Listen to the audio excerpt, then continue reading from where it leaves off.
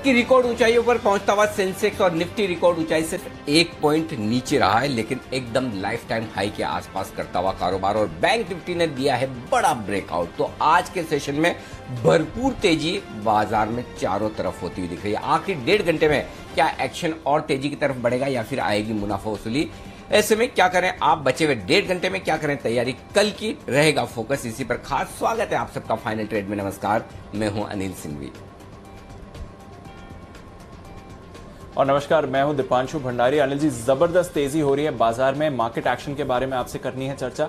बताएं सर, इस समय की बड़ी बातें क्या हैं?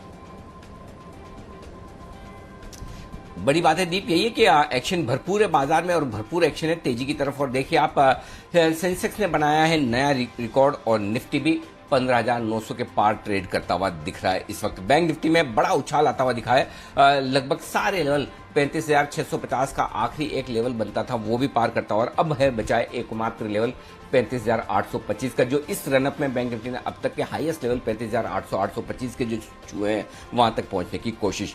आईटी, फार्मा, एफएमसीजी, ये 3 सेक्टर ऐसे जो कमजोर भी आज के सेशन में, लेकिन इसके अलावा बाकी सारे सेक्टर से मजबूत।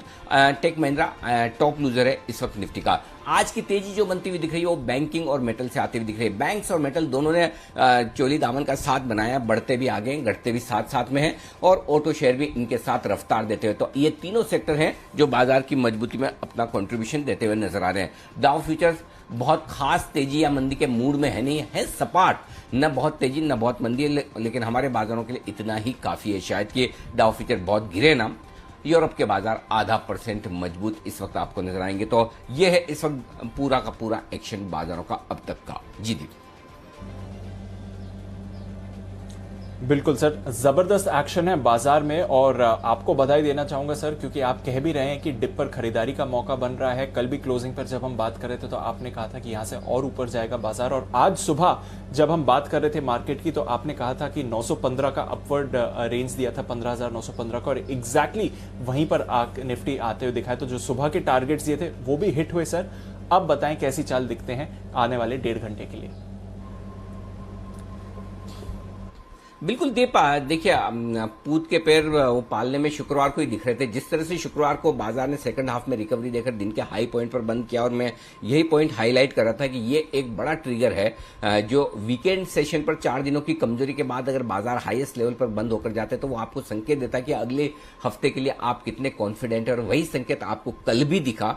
कल के सेशन में भी आप डे हाई पर बंद होते हुए दिखे, और एफआईएस की हल्की सी बिकवाली कम क्या हुई, देखिए बाजार कैसे दौड़ लगाते हैं। सो इसीलिए हम सुबह भी बात कर रहे थे कि लाइफ टाइम हाई फिर से बनाएंगे बाजार। ठीक है, निफ्टी 1 पॉइंट से रह गया, कोई दिक्कत नहीं, हो सकता है बन भी जाएगा बचे हुए समय में, कौन सा बहुत दूर है, 10 पॉइंट ही तो और बढ़ना है। लेकिन सेंसेक्स ने रिकॉर्ड बनाया, लेकिन मेरा इरादा सेंसेक्स और निफ्टी के रिकॉर्ड देखने के बजाय दीप, मेरा इरादा यह कि मैं अब बैंक निफ्टी के रिकॉर्ड देखूं, और मुझे बैंक निफ्टी के रिकॉर्ड देखने के लिए 2 चीजें चाहिए। अगर आज ये 35,800 के ऊपर बंद होता है तो सीधे 2,000 पॉइंट की तेजी बैंक निफ्टी में बनती हुई दिखेगी। यहां से सीधे 2,000 पॉइंट का बैंक निफ्टी पर बड़ा रनअप आने की गुंजाइश बनेगी, उसमें से कम 1,000 पॉइंट तो मिल ही जाएंगे। तो आज अब तक के इस पूरे रनअप में निफ्टी ने कई हाई बनाए, सेंसेक्स ने कई हाई बनाए, लेकिन बैंक निफ्टी ने अभी तक 37,700 के आसपास का अपना हाई तोड़ा नहीं है। और लेकिन इस रनअप में जो सबसे बेहतरीन तेजी अभी तक बैंक निफ्टी में हुई है, क्लोजिंग के लिहाज से 35,650 दिख रहा है, संभावना उसके ऊपर बंद होंगे। इंट्राडे के लिहाज से 35,815 के आसपास कुछ होगा शायद, तो उसके आसपास अभी हम हैं फिलहाल। तो मुझे लगता है कि यहां से भी और तेजी बनने की संभावना बनती है। ओवरऑल मेरे ख्याल से बढ़िया एक्शन है, बढ़िया रुझान है, तेजी की पोजीशन बरकरार रखें, रेंज के हायर एंड पर जरूर है, इसमें कोई डाउट नहीं। लेकिन बैंक निफ्टी ने ब्रेकआउट दे दिया, और मैं लगातार ये कहता हूं जब आप रेंज को ट्रेड करते हैं, कॉन्ट्रा ट्रेड करते हैं, तो जैसे आज बैंक निफ्टी ने आपके लिए स्टॉप लॉस ट्रिगर करने का संकेत दे दिया है, निफ्टी में अभी भी नहीं आया है, तो निफ्टी में थोड़ा इंतजार कर सकते हैं। लेकिन बैंक निफ्टी में अगर आप डे ट्रेडर हैं तो आपके लिए 14,000, इसीलिए 35,400 पर, इसीलिए हम कह रहे थे 35,400 का आपको स्टॉप लॉस रखना जरूरी है, और वो स्टॉप लॉस आपका ट्रिगर हो चुका है। तो डे ट्रेडर्स के लिए बैंक निफ्टी में एक बड़ा ब्रेकआउट आता हुआ नजर आ रहा है। जी दी बिल्कुल सर, बैंक निफ्टी ने आज रफ्तार पकड़ी है, निफ्टी को भी सहारा दे रहा है। ऊंचाई से बस 1 पॉइंट दूर रहा है निफ्टी, और सेंसेक्स पर तो नया रिकॉर्ड बन ही चुका है। ढेरों स्टॉक्स भी फोकस में आने वाले हैं। थोड़ी देर में अनिल जी अपनी मार्केट स्ट्रैटेजी भी बताएंगे। आइए उससे पहले फोकस कर लेते हैं आने वाले दिनों के लिए कुछ अहम इवेंट्स के लिए, और साथ ही आज के खबरों वाले शेयर्स। मानसी और वरुण हमारे साथ तैयार हैं। मानसी, गुड आफ्टरनून, बताएं कौन से इवेंट्स पर है नजर। Good afternoon Deepanshu. कल सुबह 11 बजे कैबिनेट की बैठक शुरू होगी, इस पर नजर होगी। इसके अलावा एनएमडीसी का ओएफएस कल रिटेल निवेशकों के लिए खुलने जा रहा है। फ्लोर प्राइस जिसका 165 रुपए तय किया गया है। क्लीन साइंस एंड टेक्नोलॉजी का आईपीओ कल खुलेगा। प्राइस बैंड जिसकी 880 से 900 रुपए प्रति शेयर तय की गई है। इसी के साथ जीआर इंफ्रा प्रोजेक्ट्स का आईपीओ भी खुलेगा। प्राइस बैंड 828 से 837 रुपए प्रति शेयर की तय की गई है। रेडिंगटन की कल एक बोर्ड बैठक होने जा रही है, जहां पर बोनस शेयर जारी करने पर सोच विचार किया जाएगा।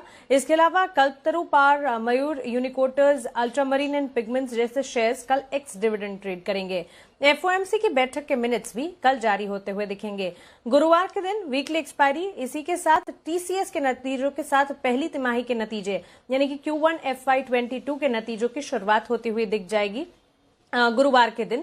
साथ ही आरबीआई जीसैप 2.0 के जरिए 20,000 करोड़ के सरकारी बॉन्ड्स खरीदने जा रहा है, और Bajaj Auto, Bajaj Finserv, Bajaj Finance, HPCL, LNT Technologies जैसे शेयर्स गुरुवार को एक्स डिविडेंड ट्रेड करते हुए दिखेंगे। यानी कि 8 तारीख के लिए कह सकते हैं Q1 FY22 की रिजल्ट सीजन फिर से शुरू होती हुई दिखेगी। बिल्कुल, नतीजों का सीजन फिर से आ रहा है। IT stocks of course focus में रहे हैं। पिछले हफ्ते अच्छी तेजी थी, पर आज है बैंक्स की बारी, और बढ़िया अपडेट आ रहे हैं कुछ बैंक्स और अन्य फाइनेंशियल कंपनीज की तरफ से। आइए ऐसी कुछ खबरें वरुण से भी जान लेते हैं। वरुण, गुड आफ्टरनून, बताएं कौन से हैं खबरों वाले शेयर्स।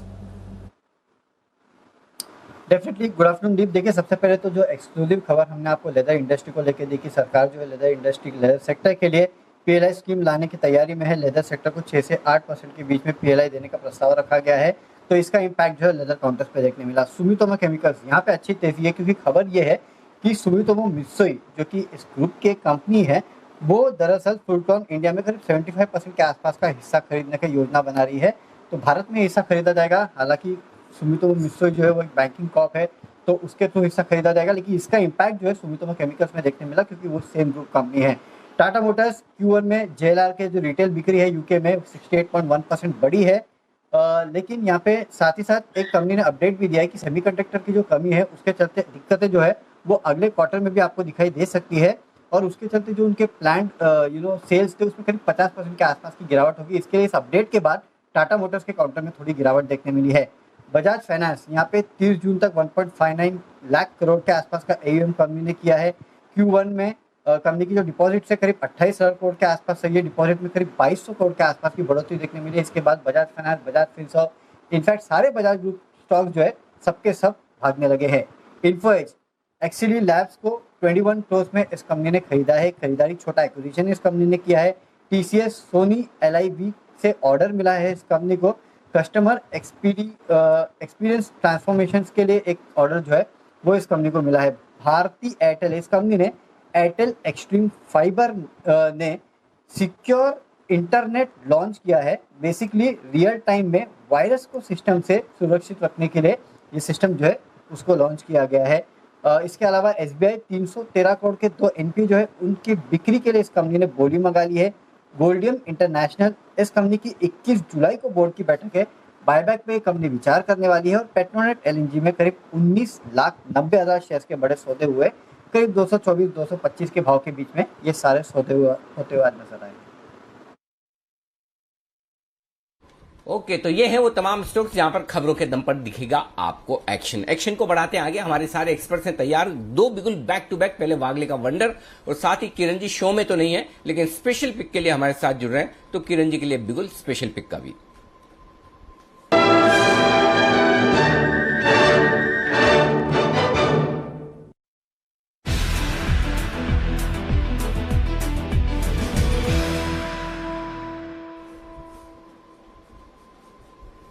शुरुआत कीजिए वागले साहब।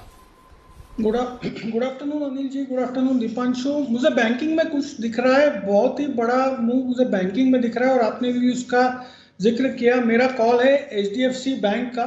इसने क्लियर कट ब्रेकआउट दिया है 1524-25 के लेवल पे अभी 1542-43 है, तो यहाँ पर ले 1530 तक बाय करें, ये मेरी रेंज होगी। 1520 का स्टॉप लॉस, और मुझे लगता है ये 1610 तक 2 से 3 दिन में जाने के लिए तैयार है। अगर आपको एक छोटा टारगेट चाहिए तो 1570 1575 का आज का टारगेट हो सकता है। नहीं, छोटा क्यों चाहिए? छोटा किसी को नहीं चाहिए, बड़ा ही चाहिए, और बड़े वाला ही रखे 1610 के टारगेट, जैसा वागले साहब बता रहे हैं। किरण जी भी फोन पर हमारे साथ है, लाइफ लाइन यूज करते हुए। किरण जी बताइए, स्पेशल पिक आपकी भी एचडीएफसी बैंक। बिल्कुल आनंद जी, थैंक यू। बहुत ही बड़ा कोइंसिडेंस है और बहुत ही बेहतरीन ब्रेकआउट है। शॉर्ट टर्म चार्ट पे एक डबल टॉप का ब्रेकआउट देखने को मिला है, बहुत ही बेहतरीन है। वॉल्यूम्स बहुत स्ट्रांग है और ओआई डेटा भी बहुत स्ट्रांग देखने को मिल रहा है। ओआई एडिशन जिस तरीके से बढ़ते नजर आ रहे हैं इस स्टॉक में, मेरा मानना है कि इधर से बड़ी अपसाइड देखने को मिलेगी। मेरा पहला आज के लिए टारगेट रहेगा 1565 का, पर पोजिशनली जैसे वागले जी बात कर रहे हैं 1600 और उसके ऊपर के टारगेट कैजुअली देखने को मिलेंगे। इसका और एक रीजन ये है अनिल जी कि 1500 पे लगभग 50 लाख शेयर शॉर्ट ट्रैप हो चुके हैं, तो उसकी शॉर्ट कवरिंग की वजह से एचडीएफसी बैंक में काफी बड़ी अपसाइड देखने को मिलेगी। ओके, तो बड़ी अपसाइड के लिए तैयार हो रहा है एचडीएफसी बैंक, और आप सोच सकते हैं क्या होगा बैंक निफ्टी का, क्या होगा निफ्टी का जब एचडीएफसी बैंक पार्टिसिपेट करना शुरू करेगा। अच्छी तेजी में है, पर यहां से 1600 की तरफ जा रहा है। यह है राय किरण जी और वागले साहब की तरफ से। नजर रखिए इस काउंटर पर। चलिए चलते हैं अब सुमित जी के पास, बिगुल उनके लिए सुमित के सुपरहिट।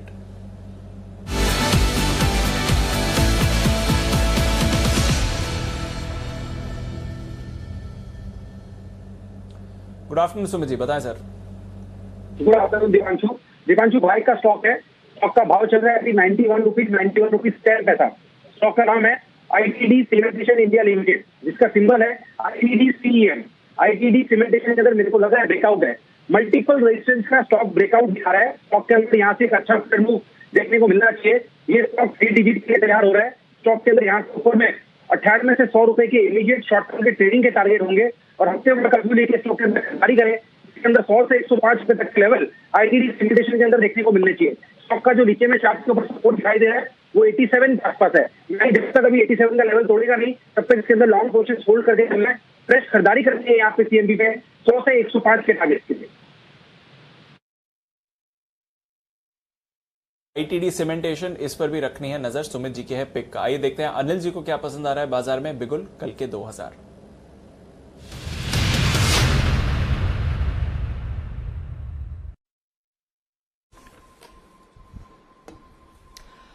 वोखार्ड यहां पर खरीदारी करने की राय। और दीप आप देख सकते हैं फार्मा शेयरों में जबरदस्त एक्शन होता हुआ दिख रहा है। ये स्टॉक लंबी सुस्ती के बाद एक बढ़िया चुस्ती और अच्छी तेजी के लिए तैयार होता हुआ दिख रहा है।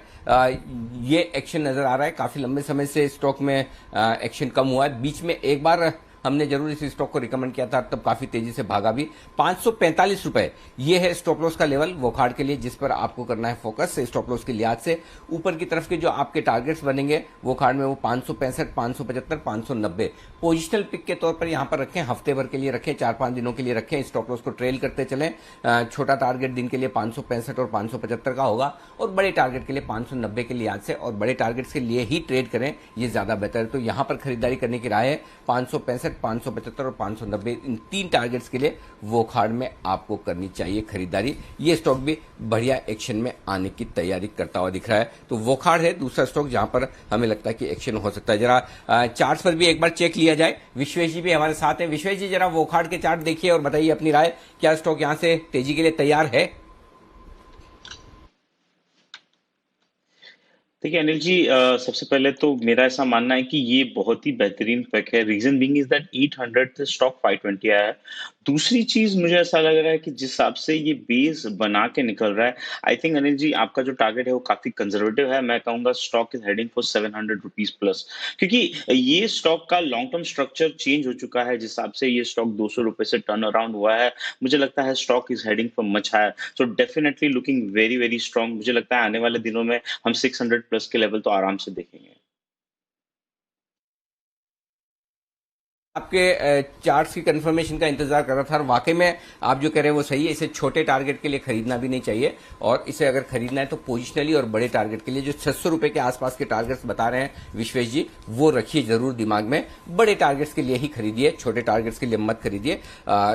छोटे मोटे मूव आते रहते हैं, उसमें आप अपने स्टॉप लॉस को ट्रेल करते चले या थोड़ी क्वांटिटी खरीदें पोजिशनली, जिसे आप रख सकते हैं। 575, फिर उसके बाद 590, 600 तक के टारगेट्स के लिए आपको होल्ड करना चाहिए। वो खाड़ है वो बेहतरीन स्टॉक जहां पर आपको फोकस करना।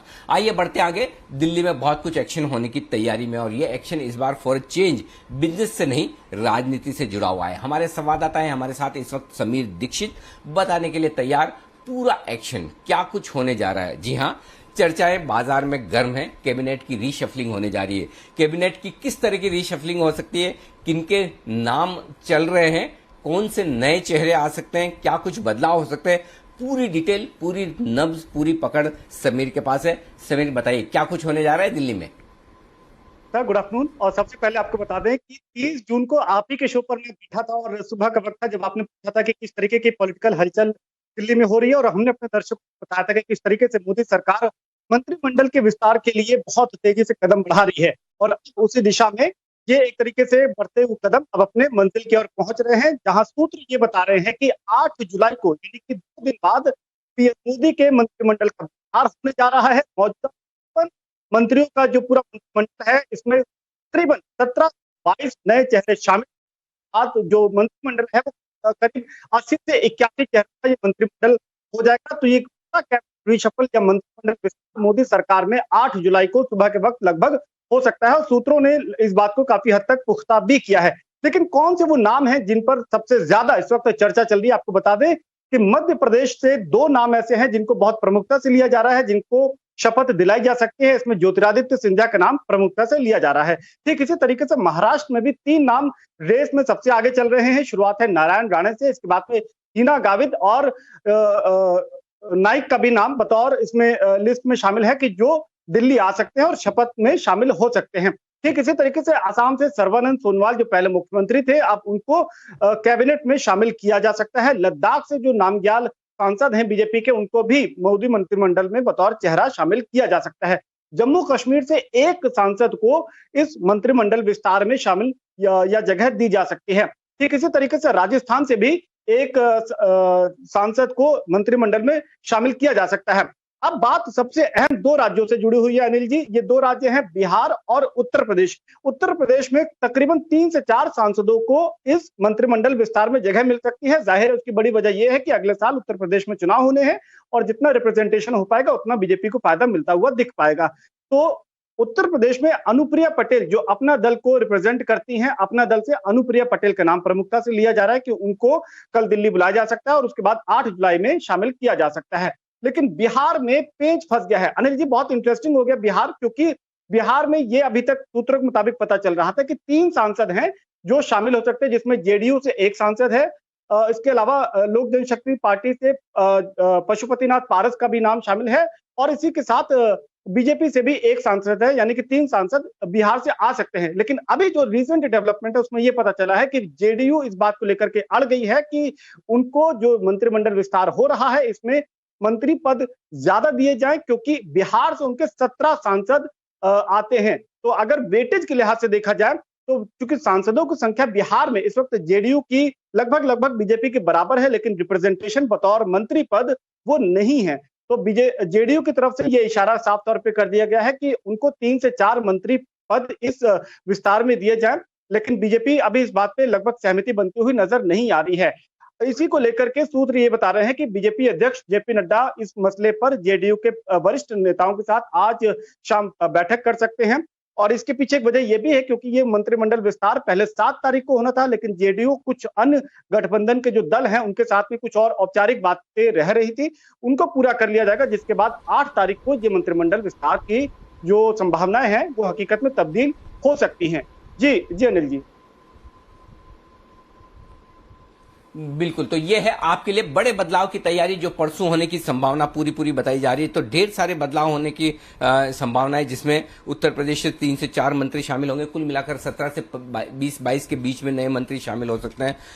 महाराष्ट्र के भी मंत्रियों के नाम चल रहे हैं, राजस्थान, कश्मीर, असम से भी 1 से 2 मंत्री वहां से आ सकते हैं, लेकिन बिहार से बड़े बदलाव होने की संभावना। तो केंद्रीय मंत्रिमंडल में बड़ा फेरबदल आमतौर पर हम आपके सामने बिजनेस न्यूज एक्सक्लूसिव रखते हैं, लेकिन इस बार दिल्ली से हमारे पास जो खबरें आती दिख रही है वो राजनीति से आती हुई दिख रही है। फिर चाहे राजनीति हो, वो भी देश के बिजनेस पर प्रभाव डालती है, तो जाहिर सी बात है आपको पता होना चाहिए। जब आप बिजनेस चैनल भी देख रहे हैं तो राजनीति की खबर में भी आप पीछे न रहें, इसलिए ये खबर आपके सामने। तो मंत्रिमंडल के बड़े बदलाव आपके सामने आते हुए दिख रहे हैं, जो आपके लिए पूरी संभावना है ये परसों होते हुए नजर आएंगे। इन पर आपको ध्यान में रखना है। आइए बढ़ते हैं आगे। निफ्टी और बैंक निफ्टी पर एक्शन भरपूर है, लाइफ टाइम हाई के आसपास है। वागले साहब से एक बार निफ्टी पर राय ली जाए। वागले साहब विशेष टिप्पणी भी करना चाहते हैं, और बंसल जी बैंक निफ्टी पर। वागले साहब पहले आप। अनिल जी धन्यवाद। एक्चुअली कल जो निफ्टी में एक टिक बना था, आई थिंक आपने इसका सुबह सुबह जिक्र किया था। अनिल जी, मैं आपसे ये व्यू चाहता हूँ। तो जब मैंने जब मेरा करियर स्टार्ट किया था, तो तभी जिसने मुझे जो कुछ सिखाया था उसने ये कहा था कि ऐसे को जब और टिक आती है तो इसका मतलब कि अगले कुछ दिनों में या हफ्तों में या महीनों में वो लेवल्स आने वाले हैं। तो अभी 16,600 की टिक जो कल आई है 16,546 की, वो लेवल्स अगले कुछ हफ्तों या महीनों में आने चाहिए, और उसके पहले इसका करंट स्विंग लो ब्रेक होना नहीं चाहिए। तो 15,400 450 ब्रेक नहीं होगा, उसके पहले 16,600 के आसपास, 550 के आसपास के लेवल आएंगे। ये संकेत है, और कुछ ना कुछ बहुत ज्यादा पॉजिटिव हो रहा है, ये हमको देखने को मिल रहा है करंटली। बिल्कुल ठीक बात है, और आमतौर पर ये मानते भी हैं कि जनरली जो फ्री ट्रेड होता है वो फ्री ट्रेड के भाव चाहे ऊपर की तरफ के हो चाहे नीचे की तरफ हो, इवेंचुअली दिखते हैं। ये कल भी दबी जुबान से लोग बात करते हैं, वागले साहब ने खुलकर कह दिया, अच्छी बात है। बंसल जी, आप कुछ कहना चाहते थे बैंक निफ्टी पर? नहीं अनिल जी, हम कहना नहीं चाहते। अनिल जी, हमारी रिक्वेस्ट है आपसे एक स्पेशल बिगुल की अनिल जी, उसके बाद अनिल जी कहेंगे। स्पेशल बिगुल बिल्कुल तैयार। अच्छा, तो स्पेशल बिगुल कुणाल जी राकेश जी के लिए बैंक निफ्टी का ही होगा।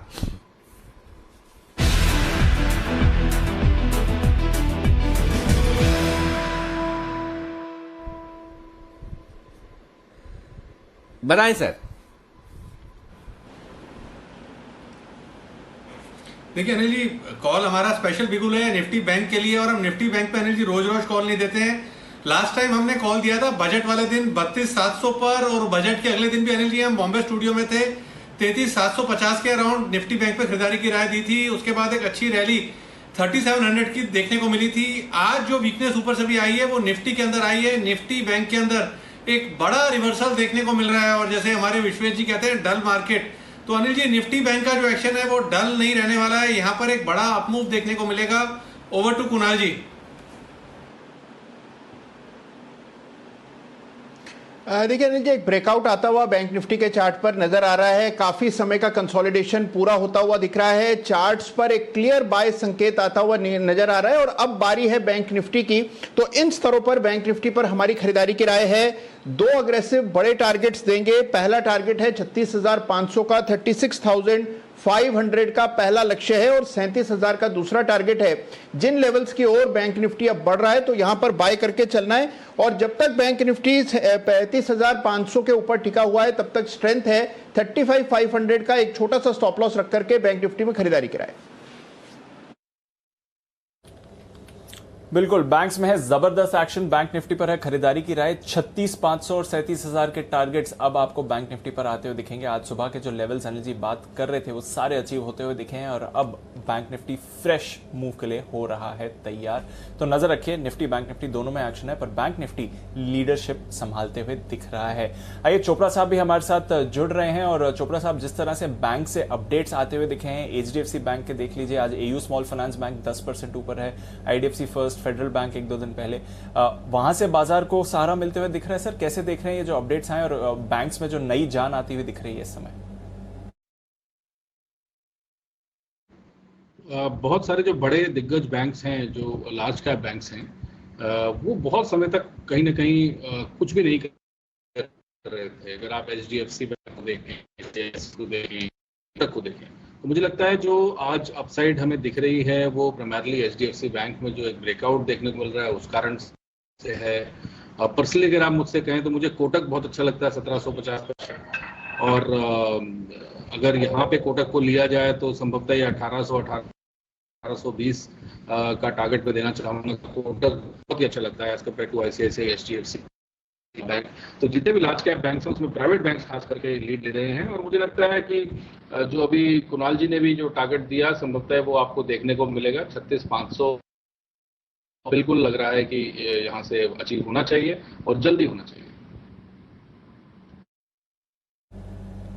ओके, तो जल्दी होना चाहिए। कोटक बैंक इन पर्टिकुलर पसंद आ रहा है चोपड़ा साहब को, बट सारे दिग्गज बैंक से अच्छा पार्टिसिपेशन और प्राइवेट बैंक्स में अच्छी तेजी बन रही है। PSU बैंक्स आज थोड़ा बैकफुट लेते हुए दिख रहे हैं। हल्की सी मुनाफा वसूली है निफ्टी पर बैंक निफ्टी मजबूत है 500 पॉइंट्स ऊपर। आंध्र प्रदेश में 50% क्षमता के साथ सिनेमा हॉल्स खुल सकते हैं, तो एक एक करके रीओपनिंग की तरफ हम बढ़ते हुए दिख रहे हैं। कुछ राज्य अब अपने लॉकडाउन में ढील देने की तैयारी। तेलंगाना में भी जल्द विचार किया जाएगा सिनेमा हॉल्स खोलने के लिए। ऑफकोर्स PVR, आइनॉक्स लीजर दोनों पर डालिए नजर, क्योंकि इस खबर का इंपैक्ट इन दोनों काउंटर्स पर आपको आते हुए दिख रहा है। PVR अब 5% ऊपर ये चार्ट आती हुई दिख रही है। विश्वेश जी, नजर डालें PVR की चार्ट पर, क्या राय बनती है? अनलॉक हो रहा है और 50% क्षमता के साथ आंध्र प्रदेश में खुलने की तैयारी। दीपांशु, हमने अप्रैल के मिड में, मुझे याद है अच्छे से, 1020 के लेवल पे रिकमेंड किया था और 1300-1400 के टारगेट थे, वो हो गए। मेरा ये मानना है कि अभी जो रीसेंट स्विंग लो बना है लास्ट वीक में 1340 के आसपास, वो नहीं टूटना चाहिए। And PVR is heading for 1480 and 1550 तक के टारगेट हम एक्सपेक्ट कर सकते हैं। देखिए, एक चीज समझनी होगी कि अभी फाइनेंशियल्स लीड कर रहे हैं and in anticipation of some shuffling in the cabinet और probably on account of some short covering, लेकिन मुझे लग रहा है जो आउट परफॉर्मेंस आएगा वो अनलॉक थीम से ज्यादा आएगा। So PVR in my opinion is likely to fire all guns. मुझे लगता है 1580 तक के लेवल आप देख सकते हो। अगर यहाँ से कोई भी डिप आता है 1400 तक था, मेरे हिसाब say that would be very very good entry. तो डिप पर खरीदारी की राय है, बट अच्छी खबर आती हुई दिख रही है और आप एक्शन भी देख रहे हैं। PVR, आइनॉक्स लीजर, इन दोनों काउंटर्स पर आप मूवमेंट बनते हुए देखेंगे। अच्छी मूवमेंट है और अनलॉक की भी प्लेज होते हुए दिख रही है, बट कुछ स्टॉक्स में आप मुनाफा वसूली या रोटेशन इस समय आते हुए देख रहे हैं। इंडिया बुल्स हाउसिंग ऑफकोर्स आज बैन में है, बट 3% नीचे। टाटा मोटर्स में एक शार्प रिएक्शन आते हुए दिख रहा है, 6% की गिरावट टाटा मोटर्स में इस समय। और थोड़ी देर में कुशल भी हमारे साथ जुड़ेंगे और बताएंगे कि एग्जैक्ट रीजन क्या है जिसकी वजह से हम देख रहे हैं टाटा मोटर्स में आज गिरावट आई है। पर इसके साथ ही बायोकॉन एक और काउंटर जहां पर वीकनेस बनती हुई दिख रही है, और आज सुबह ही हम बात कर रहे थे CLSA ने एक बार फिर से 260 का टारगेट दिया है। 260 तो खैर नहीं दिख रहा है स्टॉक पर, बट वीकनेस आती हुई दिख रही है। सुमित जी, जरा बायोकॉन के चार्ट देखकर बताएं क्या चल रहा है इस काउंटर में। स्टॉक के अंदर थोड़ी सी सेलिंग देखने को मिल रही है ऊपरी लेवल से, और स्टॉक पिछले 5-7 दिनों से कंसोलिडेट कर रहा था और आज कंसोलिडेशन का डाउनसाइड का ब्रेकडाउन देखने को मिल रहा है। तो स्टॉक का नीचे में जो सपोर्ट है वो 380-85 के आसपास है और मल्टीपल सपोर्ट लेवल है 380-85। अगर ये लेवल टूटते आने वाले दिनों में, तब तो बायोकॉन में करेक्शन आएगी और एक वीकनेस देखने को मिलेगी। तो अब ये देखना है कि लेवल टूटते कि नहीं टूटते। मेरे को ऐसा लगता है कि फिलहाल फ्रेश सेलिंग के लिए अपने लेवल से एक बार थोड़ा सा वेट एंड वॉच करें, क्योंकि सपोर्ट के पास आ चुका है। स्टॉक का जो इमीडिएट रेंज है 400-405 ऊपर में, 380-385 नीचे में, इधर साइड ब्रेकआउट 25 से 30 रुपए का मूव हमको देखने को मिल सकता है। फिलहाल एक शॉर्ट्स के लिए वेट करें और फ्रेश बाइंग के लिए भी वेट करें। जो लेवल ऊपर में नीचे में टूटेगा उसके बाद इसमें फ्रेश बाय या सेल बनेगा। तो ये है आपके लिए बायोकॉन पर राय इस वक्त सुमित जी की तरफ से। आइए, 2:30 बजने वाले हैं, वक्त है सेठी साहब से मुलाकात करने का। सदाबहार सेठी साहब की short term pics.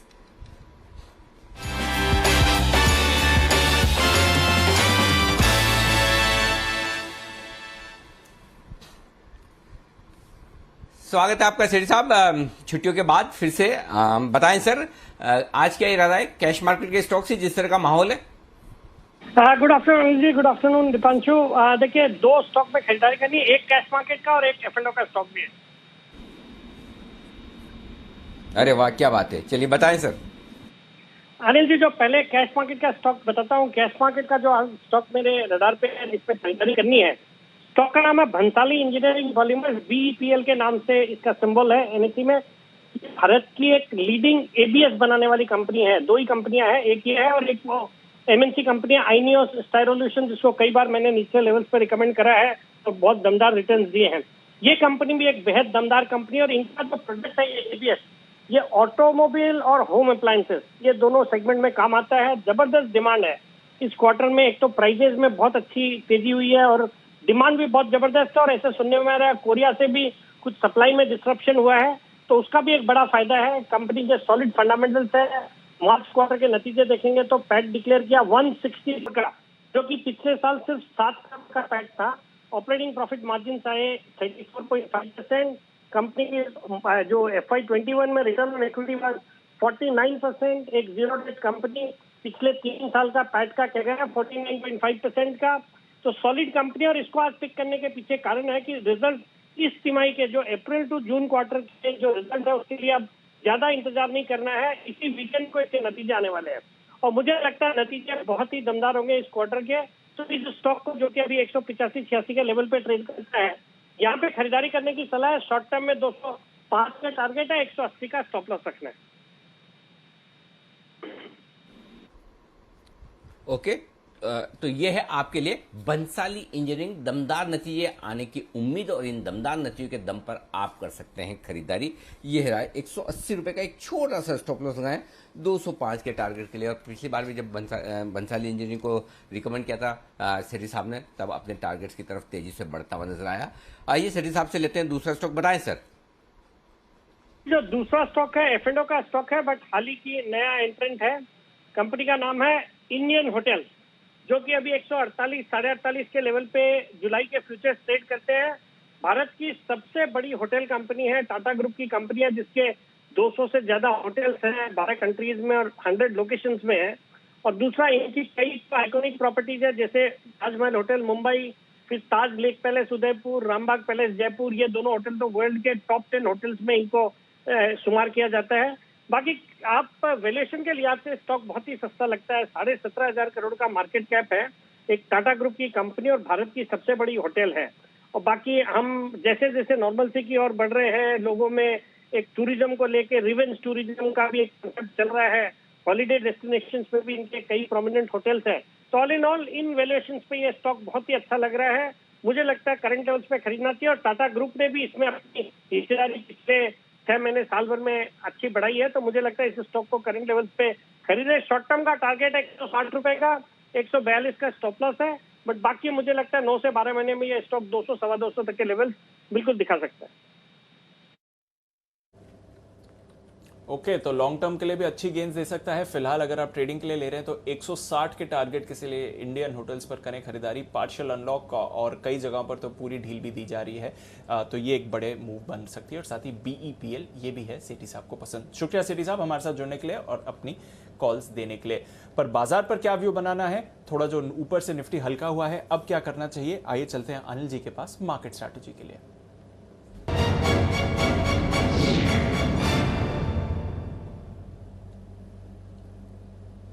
Sir, global mood माहौल में तो कुछ नहीं बदला है। डाउ फ्यूचर्स एकदम सपाट हो गया है। एक दिन की छुट्टी के बाद आज शाम अमेरिकी बाजार खुलेंगे। नैस्डैक फ्यूचर्स भी एकदम सपाट है। यूरोप की सुस्त शुरुआत हुई थी और वैसा ही कारोबार है। जितनी ओपनिंग पर गिरावट हुई थी उससे ज्यादा गिरा नहीं है यूरोप, बट हल्की सी गिरावट के साथ ही वहां पर ट्रेड हो रहा है। और एशिया की बात करें तो मिला जुला कारोबार रहा। हांगकांग और चाइना में आपने वीकनेस देखी, हालांकि निचले स्तरों से रिकवर होकर बंद हुए। जापान में थोड़ी पॉजिटिविटी के साथ ट्रेड होते हुए दिखा। और ऑफकोर्स कच्चा तेल 77.5 के पार इस समय है, 77.6 पर ब्रेंट ट्रेड कर रहा है, तो वहां पर भी मजबूती है। बताएं सर, हमें क्या करना चाहिए? दीप, देखिए तेजी का रुझान बरकरार है। थोड़ी बहुत प्रॉफिट बुकिंग ऊपरी स्तरों से आई, वो लाजमी है। लाइफ टाइम हाई के आसपास आप थोड़ी प्रॉफिट बुकिंग, थोड़ी वॉलेटिलिटी बढ़ते हुए देखेंगे।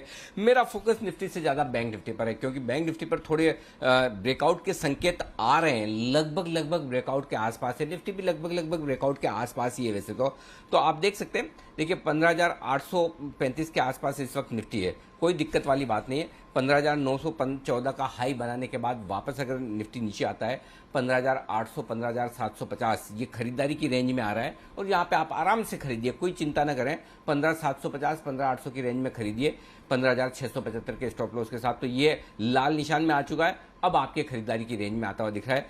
पहला लेवल यही है जहां पर इसको रुकना चाहिए। अगर यहां से फिसला 15,815, 15,790 ये दो लेवल है जिन लेवल्स पर आपको डेफिनेटली खरीदारी करनी चाहिए। बहुत एग्रेसिव ट्रेडर है तो यहां खरीदे, नहीं तो थोड़ी देर देख लें आखिरी 1 घंटे में क्या थोड़ा और फिसलता है, थोड़ा नीचे मिल जाए तो और बेहतर। इसलिए डरने घबराने की जरूरत नहीं है। नीचे आए आप खरीदिए 15,750, 15,800 ब्रॉडर जो रेंज है वो खरीदारी की रेंज है। एग्रेसिव ट्रेडर तो यहां पर भी खरीद सकते हैं। ऊपर में फिर से 15,860, 15,890 दो टारगेट आपको देखने को मिलेंगे। देखिए ट्रेडिंग रेंज के ऊपरी सिरे पर थोड़ी प्रॉफिट बुकिंग भी आएगी, लेकिन हाँ बैंक निफ्टी थोड़े संकेत मजबूती के दे रहा है। डे ट्रेडर्स के लिहाज से तो रेंज के पार निकल चुका। तो अगर आप डे ट्रेडर हैं तो आपका स्टॉप लॉस 35,400 के पार स्टॉप लॉस ट्रिगर हो जाता है। अगर आप पोजिशनल ट्रेडर हैं तो आपके लिए आखिरी स्टॉप लॉस है 15,650 का। अगर आज माफ कीजिएगा 35,650 का। अगर आज 35,650 के ऊपर बैंक निफ्टी बंद होता है, बेहद उसके आसपास है, तो फिर बैंक निफ्टी की भी शॉर्ट पोजीशन काट लीजिए। 35,800 और 35,815 के आसपास हाई बना है इस पूरे रनअप में। आज भी एग्जैक्टली वहीं पहुंचा है 35,817 के आसपास, या अगर वो पार करके टिका तो भी फिर बैंक निफ्टी में नए हाईस की तरफ बढ़ने की तैयारी होगी।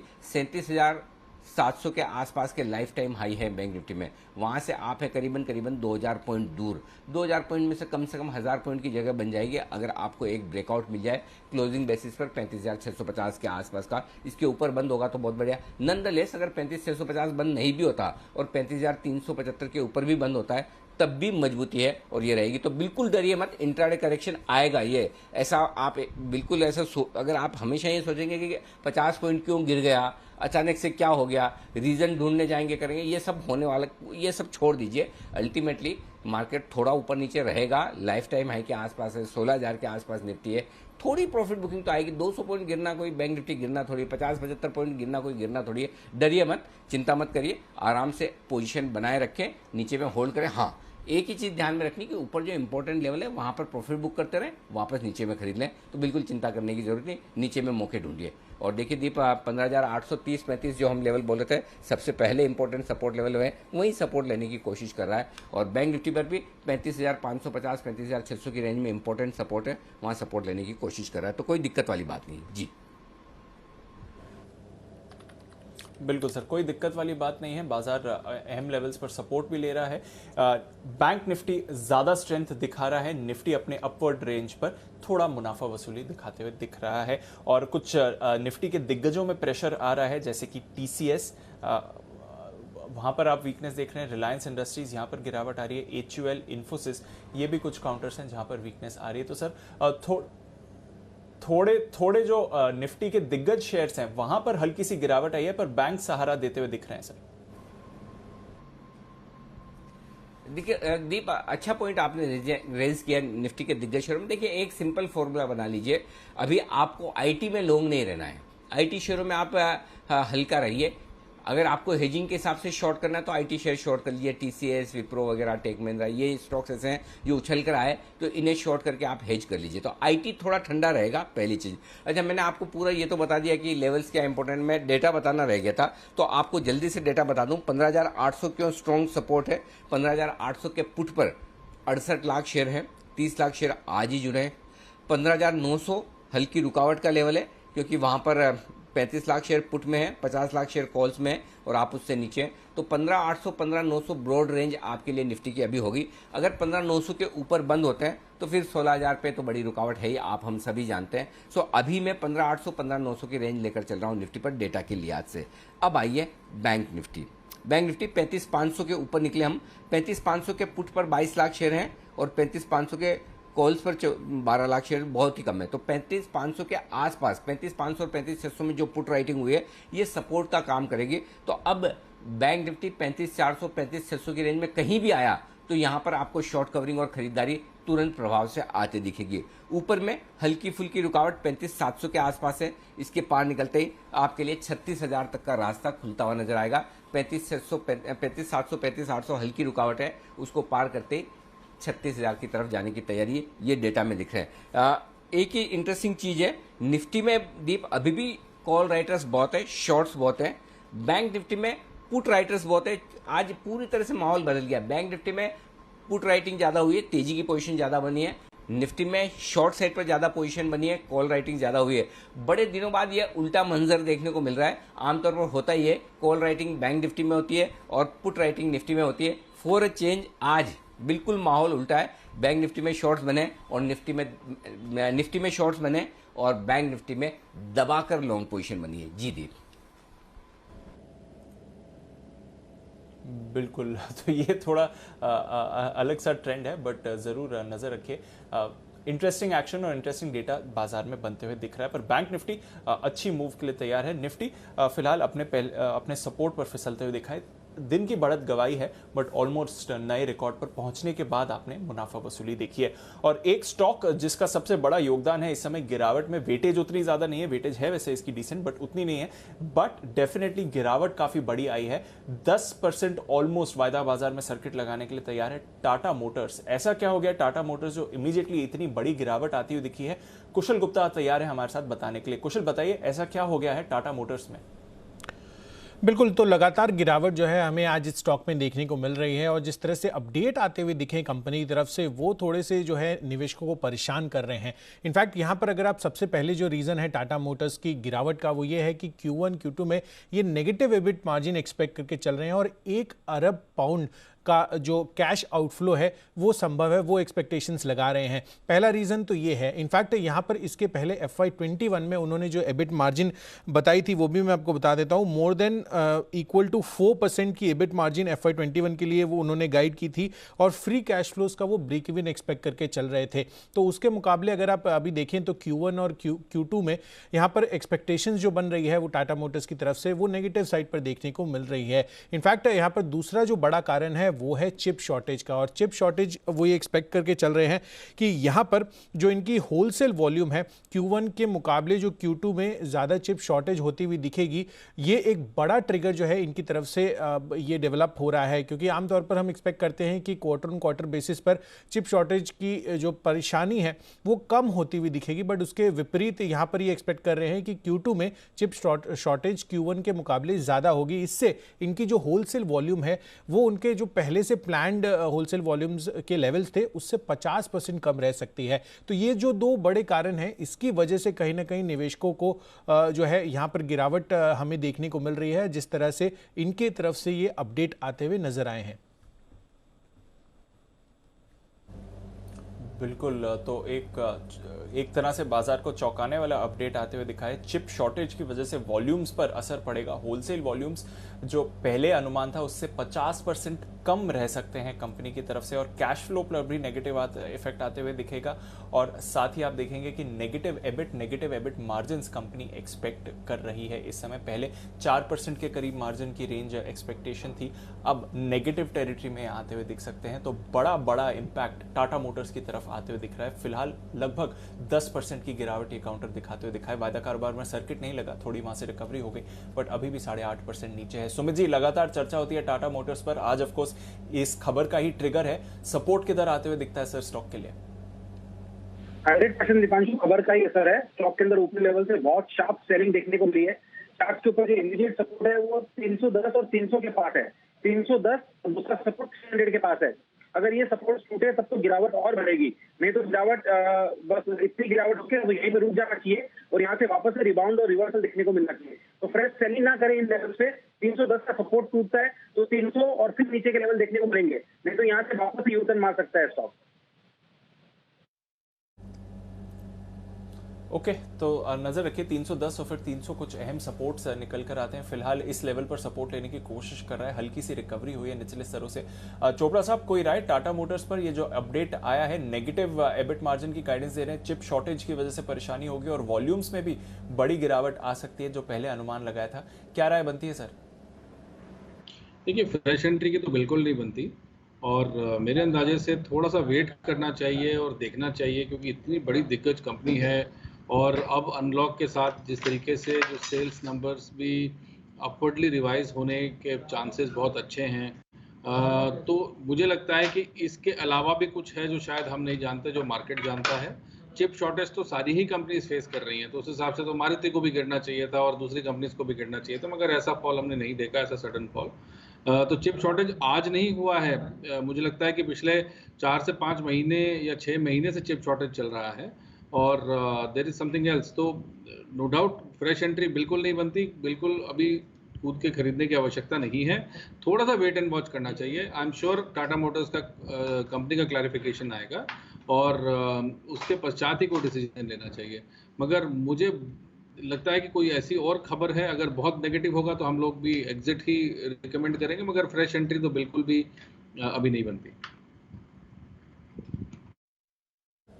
बिल्कुल, तो फ्रेश एंट्री तो इन लेवल्स पर बिल्कुल नहीं बनती है टाटा मोटर्स में। कंपनी की तरफ से अपडेट आया है कि फिलहाल वो एक्सपेक्ट कर रहे हैं कि आने वाले समय में ये प्रॉब्लम्स आ सकती हैं JLR के लिए, ये कंपनी ने कहा है। तो चलिए टाटा मोटर्स पर रखनी है नज़र, ये काउंटर आज फोकस में आ रहा है। पर एक और काउंटर जो फोकस में है और बाजार का एक फेवरेट है NMDC, इसकी ऑफर फॉर सेल चल रही है। आइए जानते हैं वरुण के साथ कि NMDC के साथ साथ जो बाकी पिछले समय में ऑफर फॉर सेल्स आए हैं वहां पर बाजार का रिएक्शन कैसे रहा है और OFS के बाद स्टॉक्स की चाल कैसी रहती है। वरुण बताइए। डेफिनेटली दीप, देखिए हम उन OFS की बातें करेंगे जो कि OFS सक्सेसफुल रहे, क्योंकि काफ़ी सारे OFS ऐसे हैं जो वापस आने पड़े थे क्योंकि वो पूरी तरह से भरे नहीं थे, और कुछ OFS तो ऐसे हैं जो कि 70-75% के आसपास के डिस्काउंट पे आए। तो उन OFS की बात नहीं करेंगे, उन OFS की बात करेंगे जिसमें अच्छा पार्टिसिपेशन लेके मिला और रिटेल यहाँ पे पैसा लगाया भी है।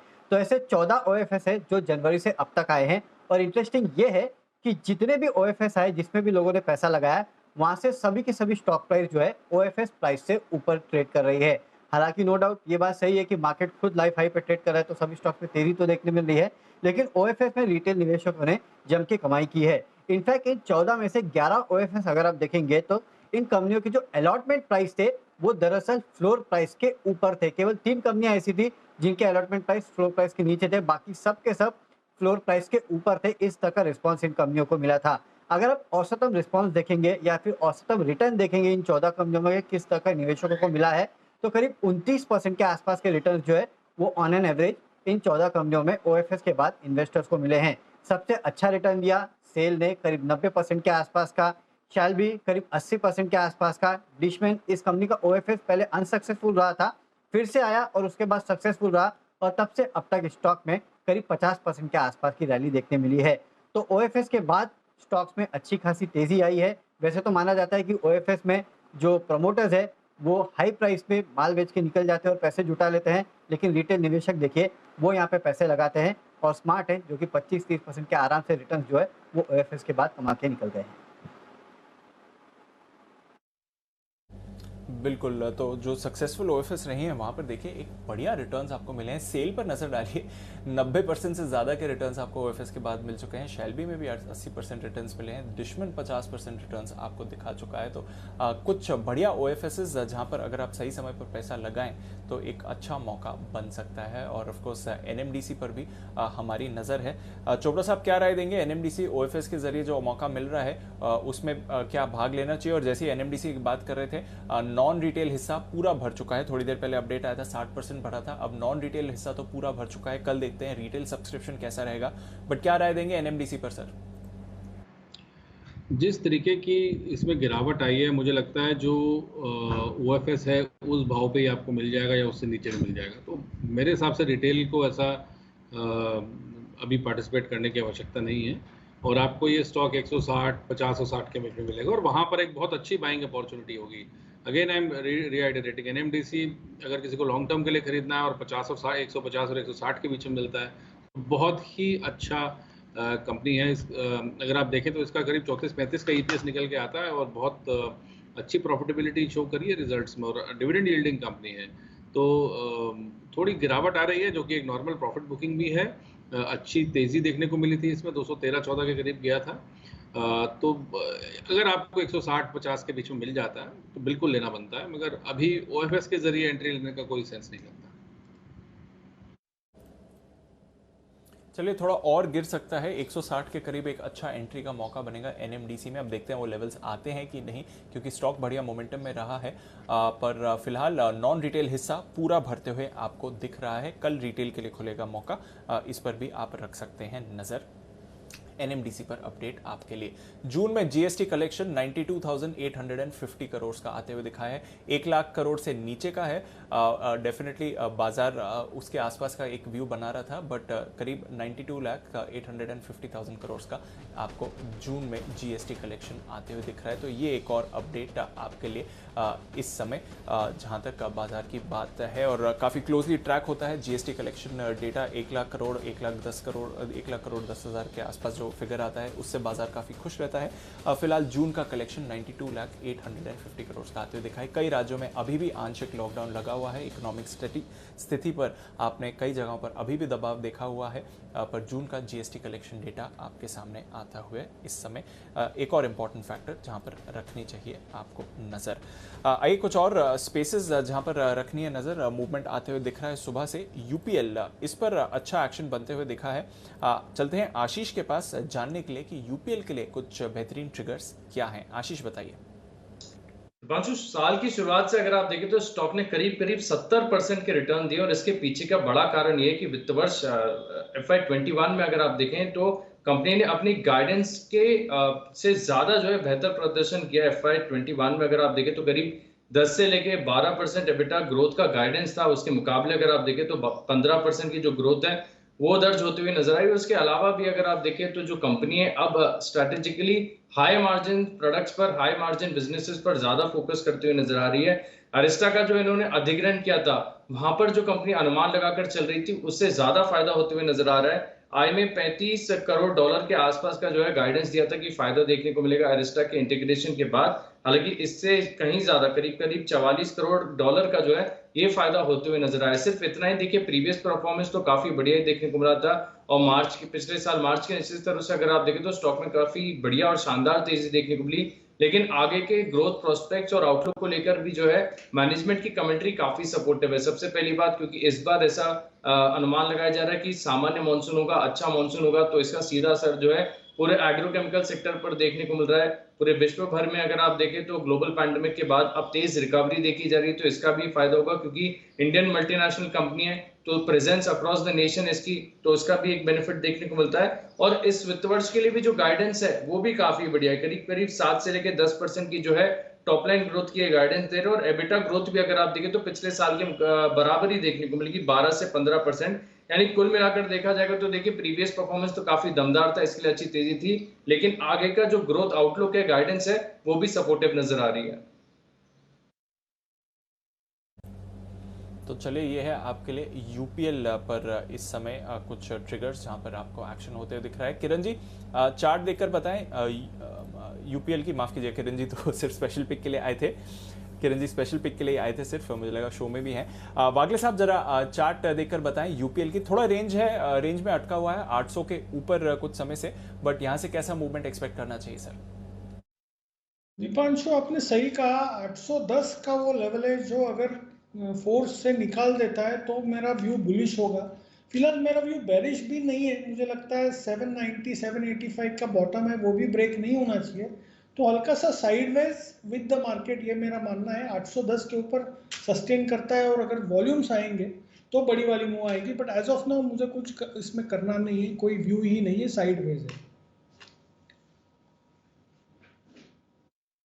साइडवेज है ये, एक बार रेंज से बाहर आएगा तो आप थोड़ा मोमेंटम इस पर जरूर एक्सपेक्ट कर पाएंगे। फिलहाल यूपीएल ट्रिगर्स काफी सारे हैं, खबरें भी अच्छी हैं, बट इस समय एक रेंज में अटका हुआ है ये काउंटर। नजर रखिए इस पर, मूवमेंट कभी भी आ सकता है। मूवमेंट आ रहा है कुछ और काउंटर्स में, एंड ऑफ कोर्स अनलॉक से जुड़ी कुछ कंपनीज हैं जो मूवमेंट दिखा रही हैं। पीवीआर की अभी हमने बात करी, डेल्टा कॉर्प पिछले कुछ दिनों से अच्छी मूव दिखा रहा है, आज हल्की मुनाफा वसूली है। वीआईपी इंडस्ट्रीज ये एक और काउंटर है जहां पर एक्शन आते हुए दिख रहा है। कुणाल जी जरा वीआईपी इंडस्ट्रीज के चार्ट पर नजर डालें, यहां पर कोई ट्रेड दिखता है सर? यूजुअली फोकस में उतना नहीं आता है, बट आज 5-6% की तेजी दिखा रहा है।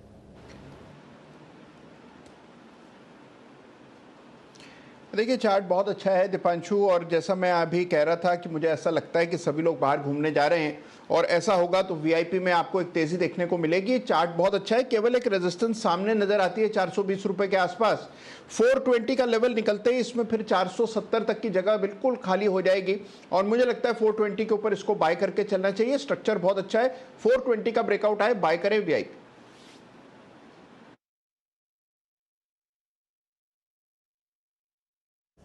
ओके, तो ये है आपके लिए वीआईपी इंडस्ट्रीज। इस समय नज़र रखिए इस काउंटर पर भी जो एक्शन बन रहा है।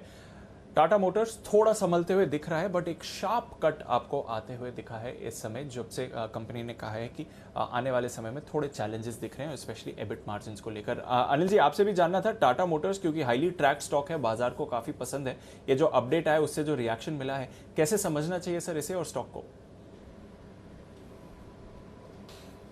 मेरे ख्याल से दीप थोड़ा ओवर रिएक्शन है। मतलब ठीक है, हल्का सा गाइडेंस कट है तो इसका मतलब ये नहीं कि इतना ज़्यादा फर्क पड़ जाएगा। और वैसे भी ऑटो स्टॉक्स में मतलब मेरा तो रुझान तेजी का है। ये ठीक है, आज एक टाटा मोटर्स की वजह से आपको थोड़ा ऑटो इंडेक्स ढीला होता हुआ दिख रहा है, बट आई थिंक ये लेवल्स अगर आपके पास पोजीशन है तो मुझे लगता है होल्ड करना चाहिए। ये बेचने के लेवल्स नहीं है।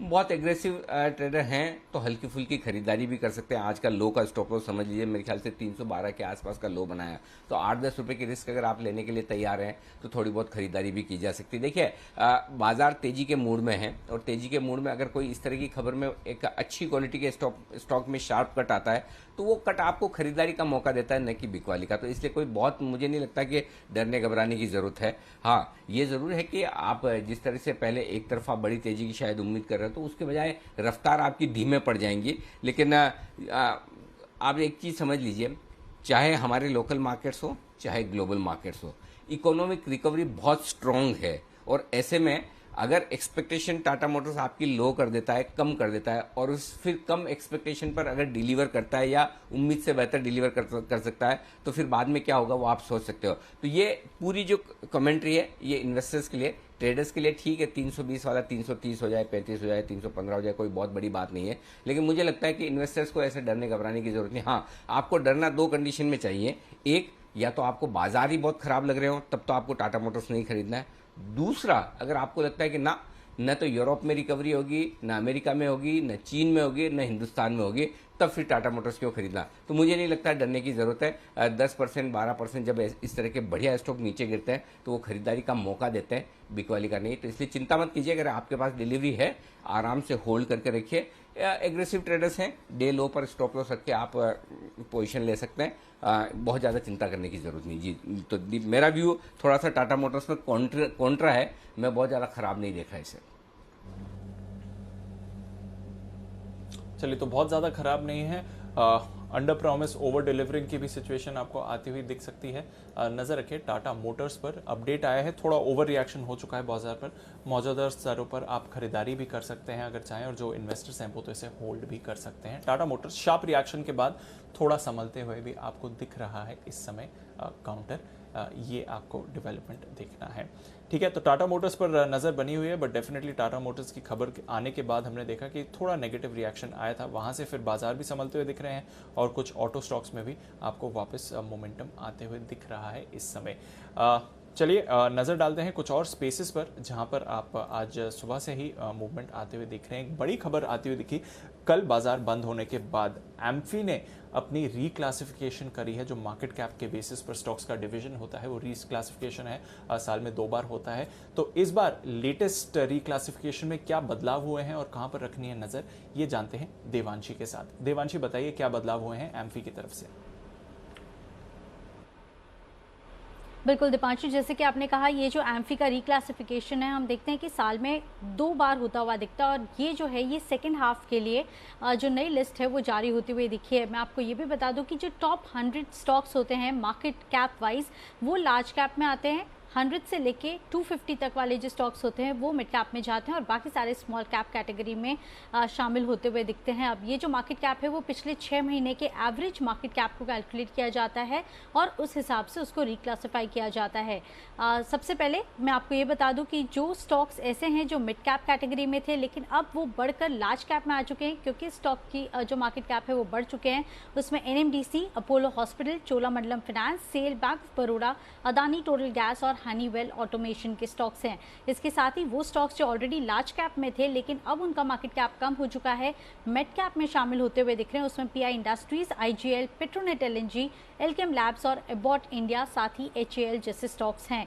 वो स्टॉक्स जो कि मिड कैप में आते हुए दिखे हैं, जो पहले स्मॉल कैप में थे, उनकी मार्केट कैप बड़ी है। उसमें आप देखिए टाटा एलेक्सी है, APL अपोलो ट्यूब्स है, कजारिया सिरामिक्स है, Apollo tyres, bank of Maharashtra, Indian banks, FL India है, लिंडे इंडिया है, ब्लू डार्ट है और वेबर ग्लोबल है, जिनके मार्केट कैप बढ़ते हुए दिखे और अब ये मिड कैप में क्लासिफाई होते हुए दिखेंगे, जो पहले स्मॉल कैप में थे। वो स्टॉक्स जो पहले मिड कैप में थे लेकिन अब उनका मार्केट कैप कम हो गया है, स्मॉल कैप में अब वो रिक्लासिफाई होते हुए दिखे हैं। उसमें मेट्रोपोलिस है, प्रेस्टीज एस्टेट्स है, मोतीलाल है, ग्रैन्यूल्स है, central bank of India, SJVN, Godrej Agrovet और एक्सो नोबल जैसे स्टॉक्स हैं। और वहीं हमने इस बार देखा कि जो IPO की लिस्ट है वो बहुत लंबी थी। इस IPO की लिस्ट में से जो नए एंट्रेंस हैं जो मिड कैप में शामिल होते हुए दिखे हैं डायरेक्टली, उसमें मैक्रोटेक डेवलपर्स है, इंडिगो पेंट्स है, IRFC और सोना BLW प्रेसिशन, जहां पे हमने अच्छी मूवमेंट देखी है, अब वो मिड कैप में डायरेक्टली आ चुके हैं। और बाकी सारे जो स्टॉक्स थे IPO वाले, जैसे कि श्याम मेटालिक्स है, अनुपम रसायन है, जुबिलेंट इंग्रीविया है, नज़ारा टेक्नोलॉजीज, डोडला डेयरी है, MTR टेक्नोलॉजीज, ईजी ट्रिप है, साथ ही कल्याण ज्वेलर्स है, न्यूरिका है, ये सारे स्टॉक्स हैं जो अब स्मॉल कैप में रिक्लासिफाई होते हुए दिखे। ये नए स्टॉक्स थे जो कोई कैटेगरी में नहीं थे लेकिन अब वो स्मॉल कैप में आते हुए दिखेंगे। बिल्कुल, तो ये है आपके लिए इस बार के एम्फी की तरफ से बदलाव। काफ़ी सारे चेंजेस हुए हैं, नज़र रखिए इन सारे स्टॉक्स पर, हमने सुबह भी आपके लिए हाईलाइट करे थे। और जो रिसेंटली नई लिस्टिंग्स हैं उन्हें भी क्लासिफिकेशन में अब जगह मिल गई है स्मॉल कैप और मिड कैप कैटेगरीज में। तो आइए, ये एक बड़ी खबर है जहां पर आपको रखनी है नज़र। पर नज़र रखने हैं बाजार के एक्शन पर। थोड़ी मुनाफा वसूली के बाद इंडेक्स में फिर से चुस्ती आती हुई दिख रही है। बैंक निफ्टी मोमेंटम में है। आइए देखते हैं, कुछ कॉल्स आती हुई दिख रही है हमारे एक्सपर्ट्स की भी तरफ से। बिगुल विश्वेश जी के लिए विश्वेश का विशेष।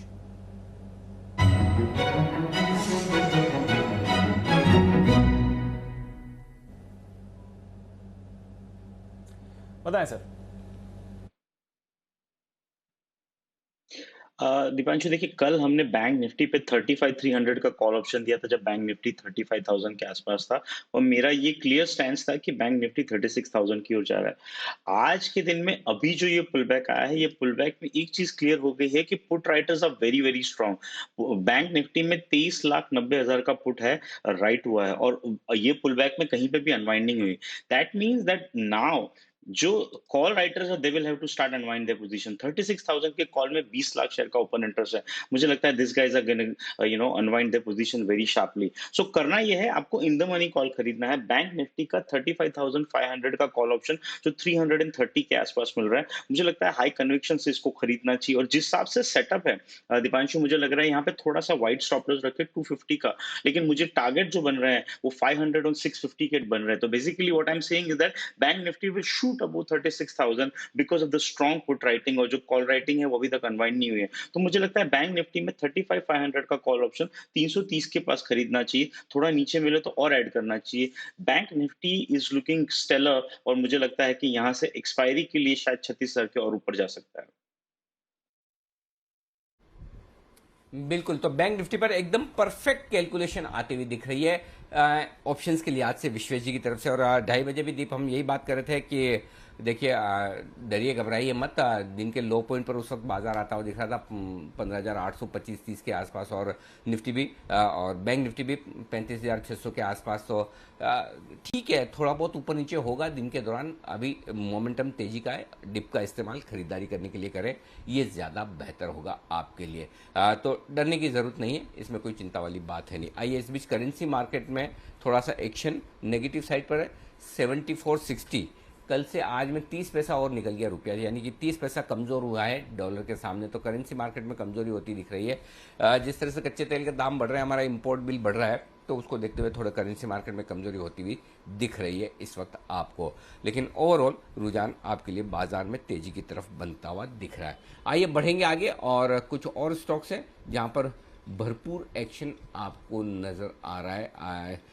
आज के सेशन में तेजी और मंदी दोनों ही तरफ के आज बढ़िया एक्शन होते दिख रहे हैं। हल्की फुल्की प्रॉफिट बुकिंग भी काफ़ी स्टॉक्स में आती है दिखी ऊपरी स्तरों से, वो भी देखना इंटरेस्टिंग होगा। एक और चीज़ जो अभी अभी मेरे नज़र में आई है, निफ्टी के फ्यूचर्स अगर आप देखेंगे तो फ्यूचर्स में निफ्टी के 15,855 का लेवल है, यानी कि वो थोड़े से फ्लैट या नेगेटिव हो चुके हैं, जबकि निफ्टी के स्पॉट लेवल पर पॉजिटिव है, यानी कि प्रीमियम थोड़ी सी घटती हुई दिखी है निफ्टी और बैंक निफ्टी में लॉन्ग साइड पर, ये आपके लिए। आइए एक स्टॉक लेकिन जो अच्छी मजबूती के साथ ट्रेड कर रहा है, श्रीराम ट्रांसपोर्ट। वागले साहब जरा इसके चार्ट्स देखिए और दीजिए अपनी राय। श्रीराम ट्रांसपोर्ट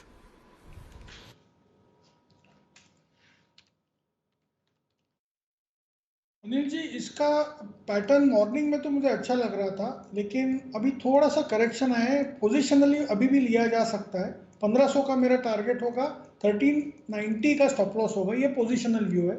आज और कल में कोई व्यू नहीं है।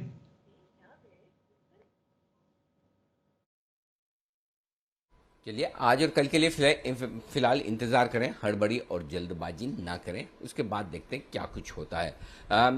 इसके अलावा सीमेंट शेयरों में आज अच्छा एक्शन दिखा है। अगर कोई सीमेंट स्टॉक चोपड़ा साहब आपको पसंद आ रहा हो इन लेवल्स पर खरीदारी करने के लिहाज से तो बताएं सर। कंपनी है जो अब जेके ने खरीद लिया है, उदयपुर सीमेंट।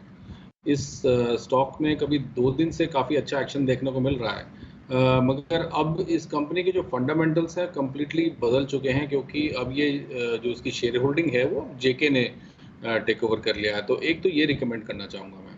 इसके अलावा मुझे रैमको सीमेंट अभी भी अच्छा लगता है। यहाँ से भी मुझे लगता है अनिल जी 5 से 7% की तेज़ी बन सकती है। तो रैमको में भी एक अच्छा तेज़ी बन सकता है, और ये कंपनी सदर्न मार्केट्स में बहुत स्ट्रांग है। तो ये 2 कंपनीज में रिकमेंड करना चाहूँगा अभी, उदयपुर सीमेंट और रैमको सीमेंट। सीमेंट, ये 2 स्टॉक हैं जहां पर राय है आपके लिए खरीदारी की इस वक्त आती हुई दिख रही है। आइए बिजनेस अपडेट आता हुआ दिख रहा है बैंक ऑफ महाराष्ट्र का।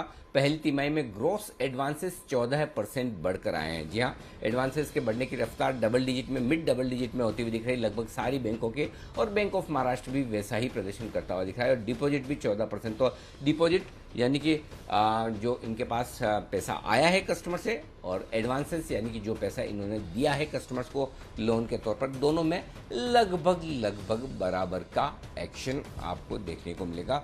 बैंक ऑफ महाराष्ट्र ये है आपके लिए स्टॉक इस वक्त है यहाँ पर ये आता हुआ update. Sumit ji, Bank of Maharashtra के चार्ट्स देखिए जरा। जी देखिए, स्टॉक के अंदर चार्ट के ऊपर अगर देखिए तो स्टॉक के अंदर मोमेंटम ऊपर का देखने को मिल रहा है, और स्टॉक पिछले कुछ दिनों से कंसोलिडेट कर रहा है। तो मेरे को लग रहा है इसके अंदर फ्रेश बाइंग ऊपर में 25 रुपये 80 पैसे 26 रुपये का लेवल ब्रेक होगा, उसके बाद ही बनेगा।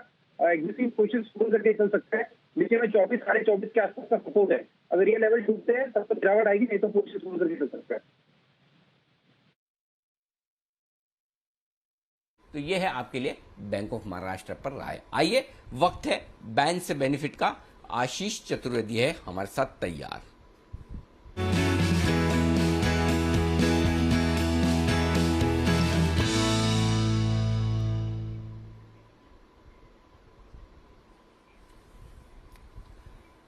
बताएं आशीष, 3 है ना बैन में, अभी कोई बाहर आने की संभावना? बिल्कुल अनिल जी, 3 स्टॉक बैन में, लेकिन बाहर आने की किसी की भी संभावना नहीं है। नालको देखिए 102% के आसपास चल रही है फिलहाल market wide position limit. PNB 94%, India bulls housing finance 92%।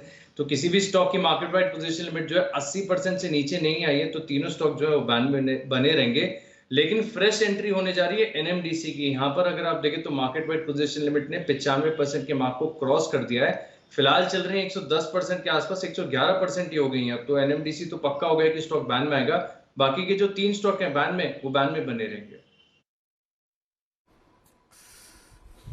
Okay, तो एनएमडीसी बैन में आ जाएगा। एनएमडीसी का कल ऑफर फॉर सेल होगा रिटेल इन्वेस्टर्स के लिए। देखते हैं आज किस तरह का रेस्पॉन्स मिलता है इंस्टीट्यूशनल इन्वेस्टर से, और उसके बाद एनएमडीसी में भी एक्शन पूरा। एनएमडीसी में अगर किसी की वायदा कारोबार में पोजीशन है, तेजी या मंदी की, दोनों ही तरह की पोजीशन वालों को गाइड करिए विश्वेश जी जरा इसके आंकड़े देखकर, क्योंकि ये बैन में जाने की तैयारी में है।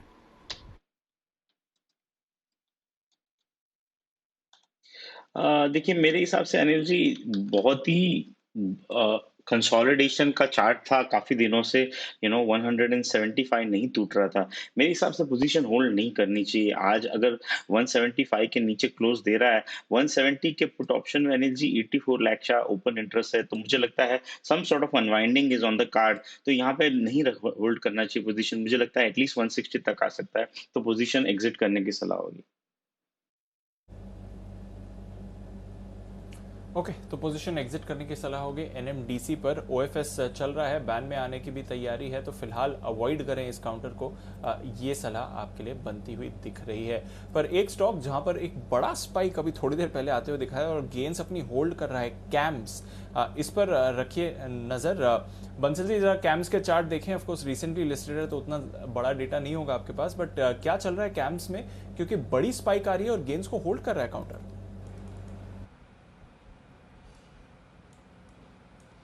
देखिए दीपांशु, खरीदारी की राय है। इनफैक्ट दीपांशु, जितने चार्ट के लिए डेटा चाहिए उतना यहाँ पर है, और इसको अभी हमने 2 दिन पहले ही मैंने और कुणाल जी ने स्पेशल पिक पर 28, 30 के अराउंड रिकमेंड करा हुआ है। तो जिन्होंने लिया हुआ है होल्ड करें।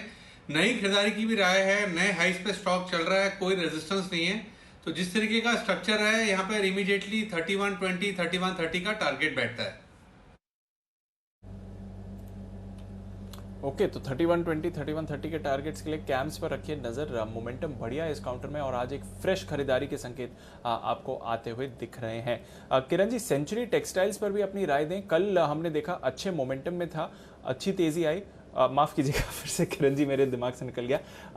सुमित जी, जरा आप सेंचुरी टेक्सटाइल्स पर नजर रखिए। कल अच्छी तेजी में था, आज भी मोमेंटम है और इस समय की जो वॉलेटिलिटी आई उसमें इसने इतना रिएक्ट नहीं करा। क्या राय देंगे सर?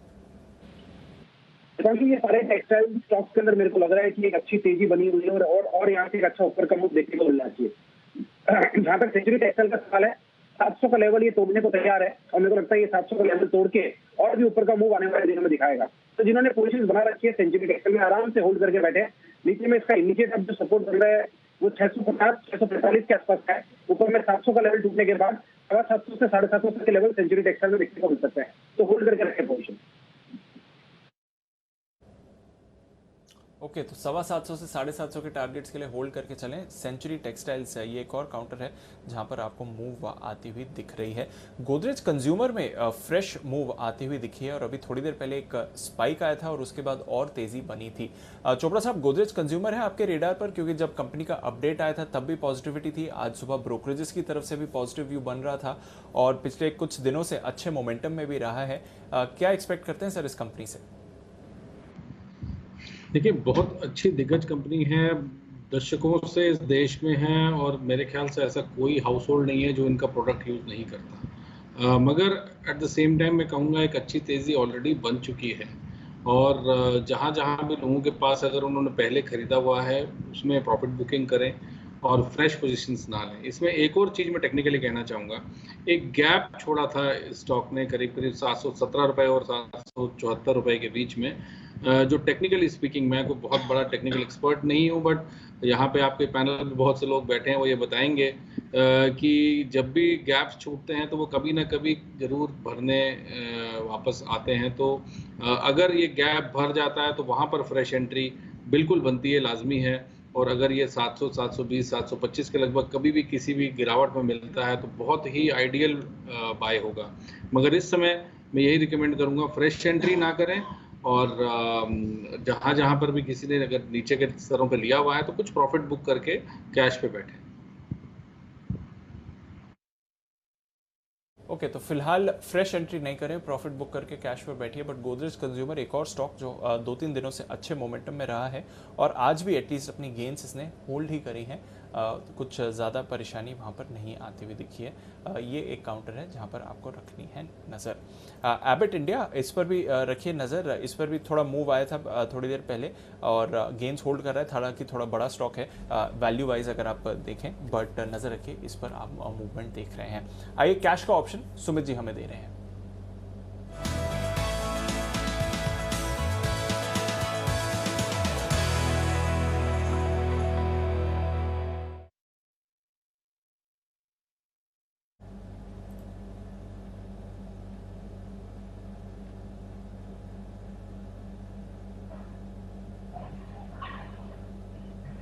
सुमित जी बताएं सर, कैश का ऑप्शन। हाँ दीपांशु, कैश का ऑप्शन में देखिए, निफ्टी अभी चल रहा है डेज लो के पास 20 पॉइंट नीचे नेगेटिव और बैंक निफ्टी अभी चल रहा है ऑलमोस्ट 400 पॉइंट ऊपर। तो ये दोनों का मिक्स मैच कुछ समझ नहीं आ रहा है और बैंक निफ्टी ऊपरी लेवल से जो 100 पॉइंट गिरा है, मेरे को लगता है ये बाइंग अपॉर्चुनिटी है। तो यहाँ पे कैश का ऑप्शन में निफ्टी का 15,800 वाला कॉल जो कि 55 रुपए पे अभी ट्रेड कर रहा है, इसको लेने का सलाह रहेगा। मेरे को लग रहा है कि निफ्टी यहाँ से वापस से रिबाउंड करना चाहिए और ऊपर की तरफ का मूव देखने को मिलना चाहिए। 15,800 का कॉल 55 के आसपास है, इसको खरीदारी करें। नीचे में इसके अंदर स्टॉप लॉस लगाए 20 रुपए का, ऊपर में टारगेट बनेगा 100 रुपए से लेके 125 रुपए तक का। तो निफ्टी का 15,800 का कॉल खरीदना है 20 रुपए के स्टॉप लॉस से 100 से 125 के टारगेट्स के लिए। ओके, तो 100 से 125 के टारगेट के लिए खरीदारी करें। ये डिप आ गया है, अच्छे लेवल्स हैं, 15,800 के करीब निफ्टी आते हुए दिखा था अभी थोड़ी देर पहले, और उन लेवल से सपोर्ट लेकर वापस मोमेंटम में आते हुए दिख सकता है। कैश का ऑप्शन सुमित जी की तरफ से 15,800 का कॉल खरीदना है। सेंसेक्स भी हमें देखा है लाल निशान में आते हुए दिखा है। बैंक निफ्टी थोड़ा हल्का हुआ है, बट 350 पॉइंट्स की गेंस होल्ड कर रहा है, तो वहां पर कुछ ज्यादा परेशानी नहीं है। निफ्टी सेंसेक्स में आप थोड़ी मुनाफा वसूली देख रहे हैं। पर आइए सीमेंट स्टॉक्स, इस पर हमारी बात चल रही थी, और सीमेंट्स में क्या नया एक्शन आया है, specially mid cap cement stocks क्यों एक्शन में आते हुए दिख रहे हैं, जानते हैं मानसी के साथ। मानसी, बताइए क्या चल रहा है स्पेस में। जी बिल्कुल दीपांशु, देखिए सीमेंट स्पेस में ही लगातार अच्छी तेजी के साथ ट्रेड तो हम देख ही रहे हैं, लेकिन पर्टिकुलरली मिड कैप सीमेंट में हम देख रहे हैं शानदार बढ़त के साथ ट्रेड देखने को मिल रहा है। सीमेंट क्षेत्र ने FY19 से ही बढ़त का रास्ता जो है वो चुन लिया है। कीमतें कह लीजिए, वॉल्यूम्स या फिर रियलाइजेशन, हर लिहाज से मजबूती तो देख ही रहे हैं हम। पिछले 5 सालों में सीमेंट कंपनियों का जो विस्तार हुआ है वो देखने लायक है। मजबूत कैश फ्लो से कंपनी के बैलेंस शीट को काफी हद तक सहारा मिलता हुआ दिखा है। और इसमें मिड कैप सीमेंट की अगर बात करें, मिड कैप सीमेंट स्पेस ने शानदार प्रदर्शन दिखाया है, और आगे भी ये तेजी, ये अच्छा प्रदर्शन जो है वो जारी रहने की पूरी उम्मीद है। ताजा मंथली अपडेट की अगर बात करें, जून महीने में सीमेंट वॉल्यूम्स में करीब 20% की बढ़ोतरी देखने को मिली है। तिमाही आधार पर कीमतों की अगर बात करें, लगातार जो तेजी का ट्रेंड है वो अब भी जारी है, और तिमाही आधार पर 6% तक की बढ़त कीमतों में जरूर देखने को मिल रही है। हर रीजन से सीमेंट की कीमतें जो हैं वो बढ़त जो है वो दिखा रही है। सीमेंट कंपनियों की कैपेसिटी एक्सपेंशन की खबरें भी आए दिन आती रहती है। हर कंपनी अपने कारोबार विस्तार, कैपेसिटी एक्सपेंशन पर्टिकुलरली करती है, जिसके चलते सीमेंट कंपनियां काफी फोकस में, और इसमें भी मिड कैप सीमेंट जो है वो काफी आगे है, क्योंकि कैपेसिटी एक्सपेंशन की रफ्तार जो है मिड कैप कंपनियों में ज्यादा देखने को मिल रही है। अब कैपेसिटी के ही बेसिस पर इन्हें 3 सेक्टर्स या सेगमेंट्स में बांट दिया है सीमेंट कंपनियों को। एक है लार्ज प्लेयर जो कि 30 मिलियन टन पर एनम की कैपेसिटी रखती हैं, मिड साइज प्लेयर जो कि 13 से 30 मिलियन टन पर एनम की कैपेसिटी है, और स्मॉल प्लेयर सीमेंट कंपनियां जो कि 4 से 13 मिलियन टन पर एनम की कैपेसिटी है। अब लार्ज प्लेयर्स जो हैं, यानी कि 30 मिलियन टन पर एनम या उससे ज्यादा, उसमें UltraTech, Shri cement, ACC, Ambuja जैसे प्लेयर्स हैं। मिड कैप सीमेंट स्पेस जो मैं कह रही हूँ, Dalmia Bharat, Heidelberg, Ramco, JK cement, Birla Corp जैसी कंपनियों को ध्यान रखिएगा। और साथ ही स्मॉल प्लेयर्स भी हैं, JK Lakshmi, Orient cement, Heidelberg cement, Mangalam cement, ये तमाम सीमेंट कंपनियां हैं जो कि धीरे धीरे लेकिन आगे बढ़ रही है, और आगे बढ़ने की रफ्तार इनकी जो है वो लार्ज सीमेंट कंपनियां हैं उनसे भी ज्यादा तेज है। तो क्लियरली ये समझ आ रहा है कि सेक्टर के लिए तो अच्छी लेवल, ये कह सकते हैं अच्छा प्रदर्शन है ही, लेकिन इनमें भी स्मॉल साइज सीमेंट कंपनी और मिड साइज सीमेंट कंपनी जो है वो आउट परफॉर्मेंस दिखा रही है। आने वाले दिनों में इस सेगमेंट से जुड़ी कंपनियों पर जरूर नजर रखनी चाहिए, क्योंकि वहां पर बहुत ज्यादा तेजी के पूरे अनुमान है। बिल्कुल, तो पूरे सीमेंट पैक पर रखिए नज़र, बट स्पेशली ये कुछ मिड कैप सीमेंट कंपनीज हैं, इस पर तो आप इन पर्टिकुलर नज़र बना के रखिए ही। JK सीमेंट, इस पर भी नज़र रखिए, थोड़ी देर पहले इस पर बात भी हो रही थी। विश्वेश जी जरा चार्ट पर राय दें। JK सीमेंट 6% की तेजी है आज, यहाँ से मोमेंटम और देखते हैं इसमें।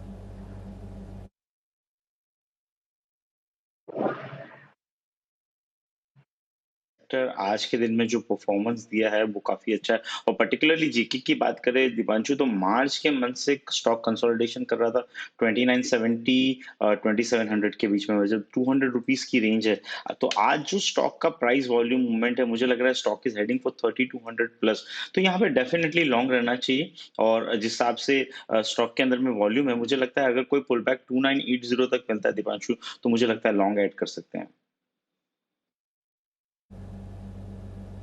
ओके, तो ये है आपके लिए JK सीमेंट। डिप आए तो ज़रूर और ख़रीदारी भी आप इस पर करिए, ये एक बढ़िया मोमेंटम में है। साथ ही श्री सीमेंट, इस पर भी अच्छे मूव आ रही है। अल्ट्राटेक पर नज़र डालिए, इस पर भी आप एक अच्छी खरीदारी बनते हुए देख रहे हैं। वागले साहब सुबह बात करी थी अल्ट्राटेक की, 6900 के लेवल्स की बात हुई थी, 6900 के ऊपर है इस समय अल्ट्राटेक। क्या करना चाहिए सर? अब कोई फ्रेश व्यू है इस काउंटर पर? दीपांशु, सारे सीमेंट स्टॉक्स, अल्ट्राटेक, रैमको, मुझे पैटर्न अच्छे दिख रहे हैं। हालांकि आज के मार्केट के माहौल में थोड़ा सा करेक्ट हुआ, बट मुझे लगता है पैटर्न अभी भी कंटिन्यूड है। अल्ट्राटेक में 7200 तक की मूव मैं एक्सपेक्ट कर रहा हूँ पोजिशनली। वो 2 दिन लगेंगे, 3 दिन लगेंगे। और आपका स्टॉप लॉस 6820 का होना चाहिए। थोड़ा सा लंबा है ये माहौल में, एक 100 रुपये के नीचे, लेकिन ऑन द अपसाइड भी आपको 150-200 रुपये मिल सकते हैं। ओके, तो अभी भी 150-200 रुपए की तेजी आती हुई दिख सकती है अल्ट्राटेक पर। सुबह से ही अच्छे मोमेंटम है, 6900 की बात कर रहे थे, आज ऑलमोस्ट 7000 का स्तर भी छूते हुए दिखा है आपको अल्ट्राटेक का सीमेंट। चलिए फिर आखिरी 10 मिनट बाकी हैं, थोड़ा बाजार हल्के हुए हैं, क्या करके जाना चाहिए, कल की स्ट्रैटेजी क्या करना चाहिए आपको इस समय एग्जिस्टिंग मार्केट पोजिशंस पर, जानते हैं अनिल जी के साथ बिगुल मार्केट स्ट्रैटेजी का।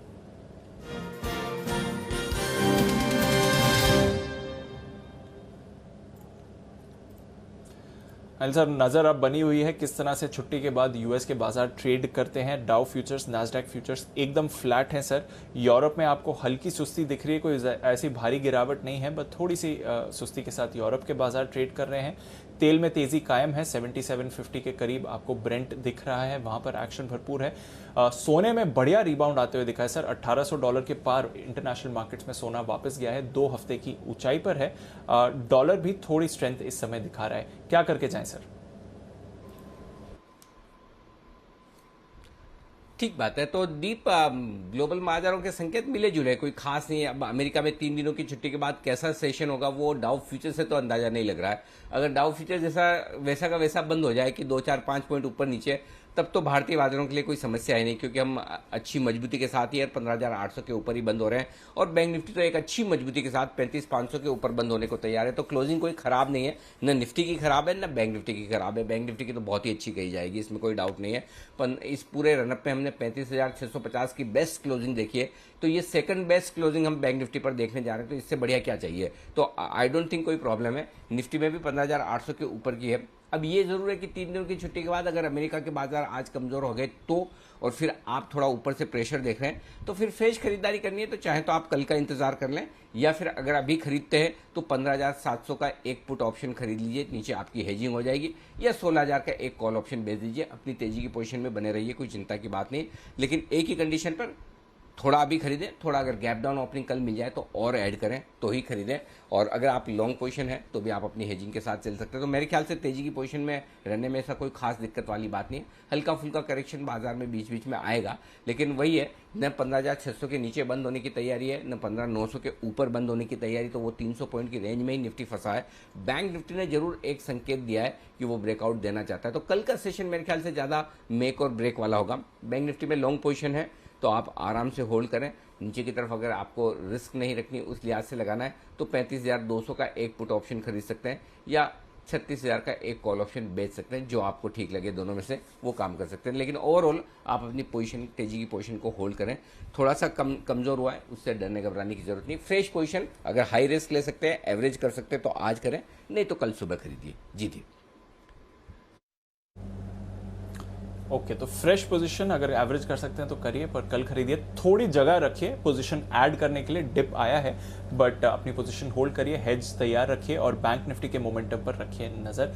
35,500 के ऊपर बैंक निफ्टी क्लोजिंग के लिए हो रहा है तैयार। पर एक स्टॉक अभी अभी इसके बारे में हमने बात करी थी और देखिए तब से ब्रेकआउट आ गया है। सुमित जी, सेंचुरी टेक्सटाइल, जब बात कर रहे थे थोड़ी देर पहले 3.5% ऊपर था, वहां से बड़ी छलांग लगाकर अब 10% के करीब तेजी दिख रही है सेंचुरी टेक्सटाइल्स में। एकदम से क्या हो गया इसमें? आया था दीपांशु स्टॉक के अंदर, क्योंकि स्टॉक एकदम चार्ट के ऊपर बढ़िया लगा था। हाँ, ये जरूर मैंने नहीं सोचा था कि 15 मिनट के अंदर आ जाएगा। 725, 750 के टारगेट बोले थे, 711 के आसपास तो ये अभी ट्रेड भी कर रहा है। तो बिल्कुल होल्ड करें टेक्सटाइल, सेंचुरी टेक्सटाइल के अंदर। यहाँ से अभी मूव का और बनेगा, 725, 750 के लेवल अचीव होने दीजिए, फिर और ऊपर के टारगेट बनेंगे। पूरा टेक्सटाइल सेक्टर के अंदर एक अच्छा मूव देखने को मिल रहा है, तो पोजिशन होल्ड करके चले। बिल्कुल, टेक्सटाइल और खैर सेंचुरी तो रियल एस्टेट में भी आ जाता है, उस जरिए में से भी इसको देख सकते हैं और दोनों तरफ से देखें तो एक्शन इसमें भरपूर है। कुछ और रियल एस्टेट काउंटर्स में भी आज अच्छी तेजी बनी है। शोभा एक और काउंटर है। हेमिस्फीयर प्रॉपर्टीज जो अनिल जी लगातार आपको कहते हैं बढ़िया वैल्यू स्टॉक है, 10% के सर्किट पर ही है अटका हुआ, तो वहाँ पर आज तो कुछ एक्शन नहीं हो सकता है, बट ज़रूर वहाँ पर भी मोमेंटम आते हुए दिखा है। और कुछ टेक्सटाइल स्टॉक्स की बात करें तो केपीआर मिल्स, सुबह हम इसकी बात कर रहे थे, अच्छे मोमेंटम में ये भी आया था। मॉन्टे कार्लो में आज खरीदारी हो रही है। अरविंद लिमिटेड, रेमंड, यहाँ पर भी आप मोमेंटम देख चुके हैं। तो टेक्सटाइल, रियल एस्टेट दोनों स्पेसेस हैं जहाँ पर मूवमेंट आ रहा है। हेमिस्फीयर इनफैक्ट थोड़ी देर पहले सर्किट वापस खुला है, बट 6.5% की तेजी वहाँ पर इस समय आपको आती हुई दिख रही है। तो टेक्सटाइल, रियल एस्टेट दोनों स्पेसेस हैं जहाँ पर आपको एक्शन बनते हुए दिख सकता है। चोपड़ा साहब, कुछ खरीदना चाहेंगे? जहां तक टेक्सटाइल्स का सवाल है, अनलॉक की भी एक थीम आती हुई दिखती है, ग्लोबल एक्सपोर्ट्स भी अच्छे हो रहे हैं। आपको कोई टेक्सटाइल शेयर जो पसंद हो? मुझे अगर आप सबसे अच्छा वैल्यू बाय अगर आप मुझसे पूछें तो अरविंद मुझे लगता है कि इस भाव पे जो अवेलेबल है और जो दिग्गज कंपनी है टेक्सटाइल में, अरविंद लगती है।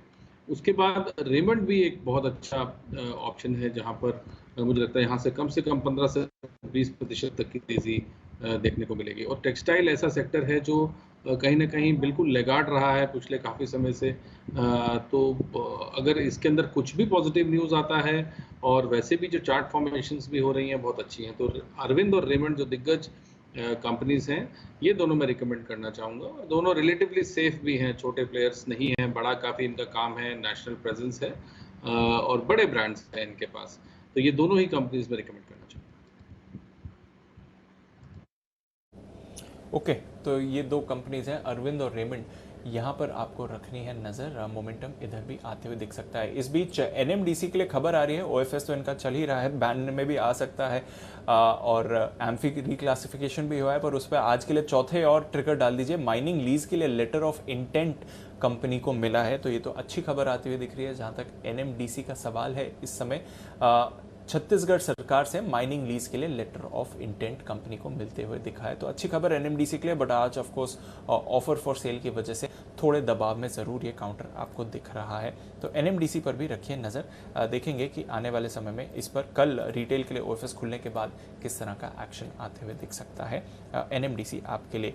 टिमकेन इंडिया, इस पर डालिए नजर, अभी अभी एक ब्रेकआउट आते हुए दिखा है। आईसीआईसीआई सिक्योरिटीज, इस पर भी डालिए नजर, थोड़ी देर पहले एक ब्रेकआउट आया था और उसके बाद फ्रेश एक और मूव आती हुई दिख रही है। चलते हैं कुणाल जी के पास। आईसीआईसीआई सिक्योरिटीज, कुणाल जी, एकदम बड़ी मूव आती हुई दिखी है, 5% का स्पाइक।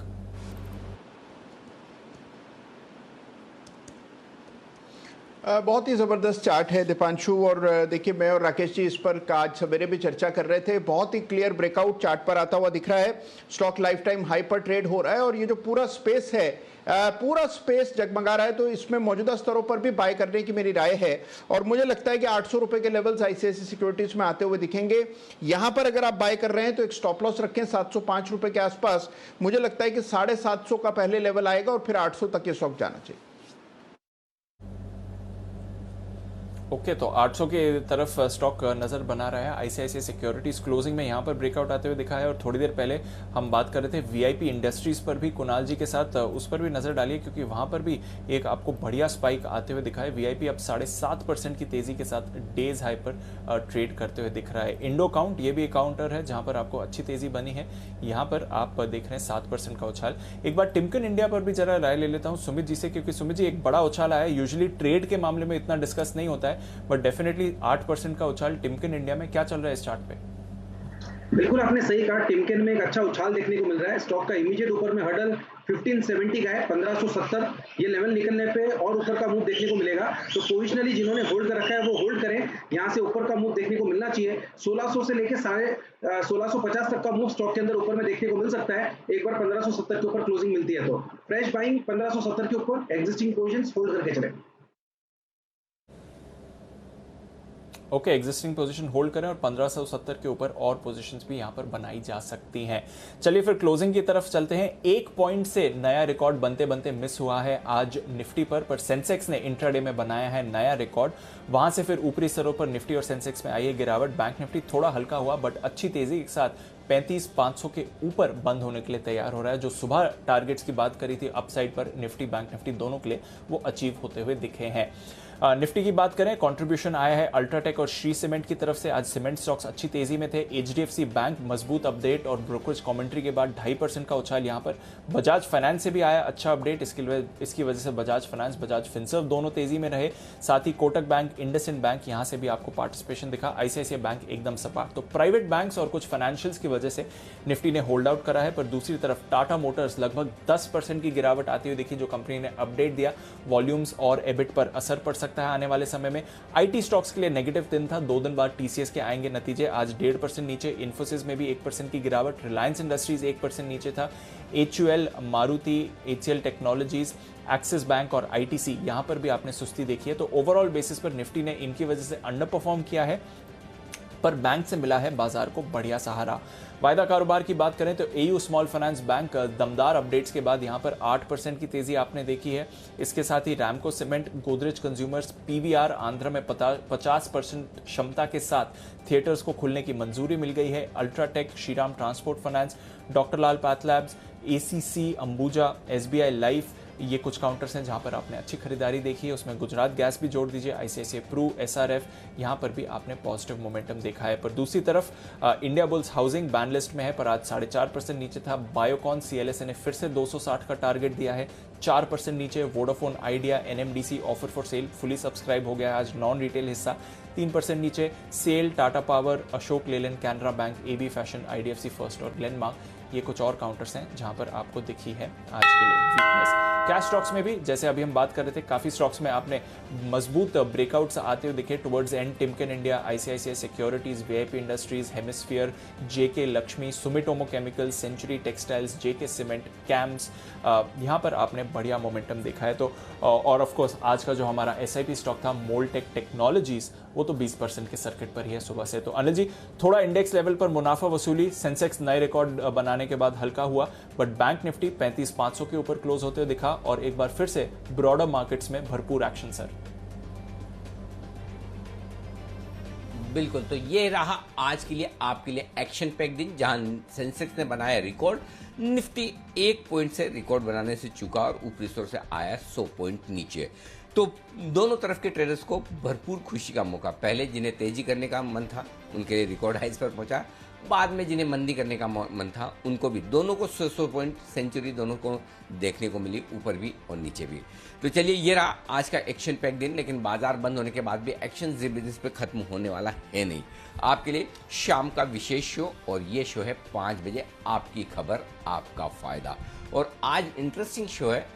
आपके हर वक्त जो फोन आते रहते हैं, जो बिना काम के होते हैं और आपको रखते हैं बिजी, उस पर हमने एक विशेष शो किया है, अनचाही कॉल जुर्माना 10,000। जी हाँ, देश भले 5G की तरफ बढ़ रहा हो, लेकिन अब भी लोग हर रोज जो अनचाहे कॉल्स हैं, मैसेजेस हैं, उनसे परेशान हैं। DND करवाने के बाद भी ये कॉल और मैसेज आते हैं, मुझे भी आते हैं, मैं भी DND करवा चुका हूँ, लेकिन उसके बावजूद आते हैं। 2-3-4 बार करवा दिया, अब उसके बाद मैंने छोड़ दिया, अब आते हैं फिर फ़ोन काटना पड़ता है। लेकिन अब ज़्यादा दिनों तक ऐसा होने वाला है नहीं, क्योंकि सरकार ने इनके नियम कर दिए हैं एकदम कड़े। क्या है नियम, कब से लागू होंगे, और नियम तोड़ने वाली कंपनियों के लिए सरकार ने क्या क्या प्रोविज़न किए हैं, इन कॉल से आप छुटकारा पाना चाहते हैं तो क्या करना होगा, इसी पर हम करेंगे खास बातचीत हमारे मेहमानों के साथ। 2 एक्सपर्ट हमारे साथ होंगे, टेलीकॉम एक्सपर्ट BK सिंगल साहब और सुप्रीम कोर्ट के वकील विराग गुप्ता साहब, जो बताएंगे कि इन अनचाही कॉल से आप कैसे बचे। जरूर देखिए आपकी खबर आपका फायदा में हमारी खास पेशकश, अनचाही कॉल जुर्माना 10,000। आप में से भी आई एम श्योर बहुत लोगों को इस तरह का एक्सपीरियंस हुआ होगा। कोई आप बेहद बिजी काम में है, मीटिंग में है, और कभी कभी एक ही अननोन नंबर से 2-3-4 बार फ़ोन आ जाता है, तो फिर आपको लगता है अच्छा पता नहीं कुछ काम का होगा, उठा ही लेते हैं, और वो जैसे उठाते फिर पता चलता है कि ये तो फालतू वाला कॉल निकला। कुणाल जी, हुआ है आपके साथ ऐसा? अनिल जी, बहुत बार होता है अनिल जी, लेकिन देखिए एक बहुत अच्छी बात हुई है अनिल जी, अब इंदौर से फोन आने बंद हो गए, और अनिल जी उसके लिए पूरा श्रेय आपको जाता है। अनिल जी, पहले तो आधे से ज्यादा फोन जो आते थे वो इंदौर से आते थे कि क्या आप शेयर बाजार में ट्रेडिंग करते हैं, आपकी ट्रेडिंग कैसी चल रही है, ऐसे सवाल होते थे।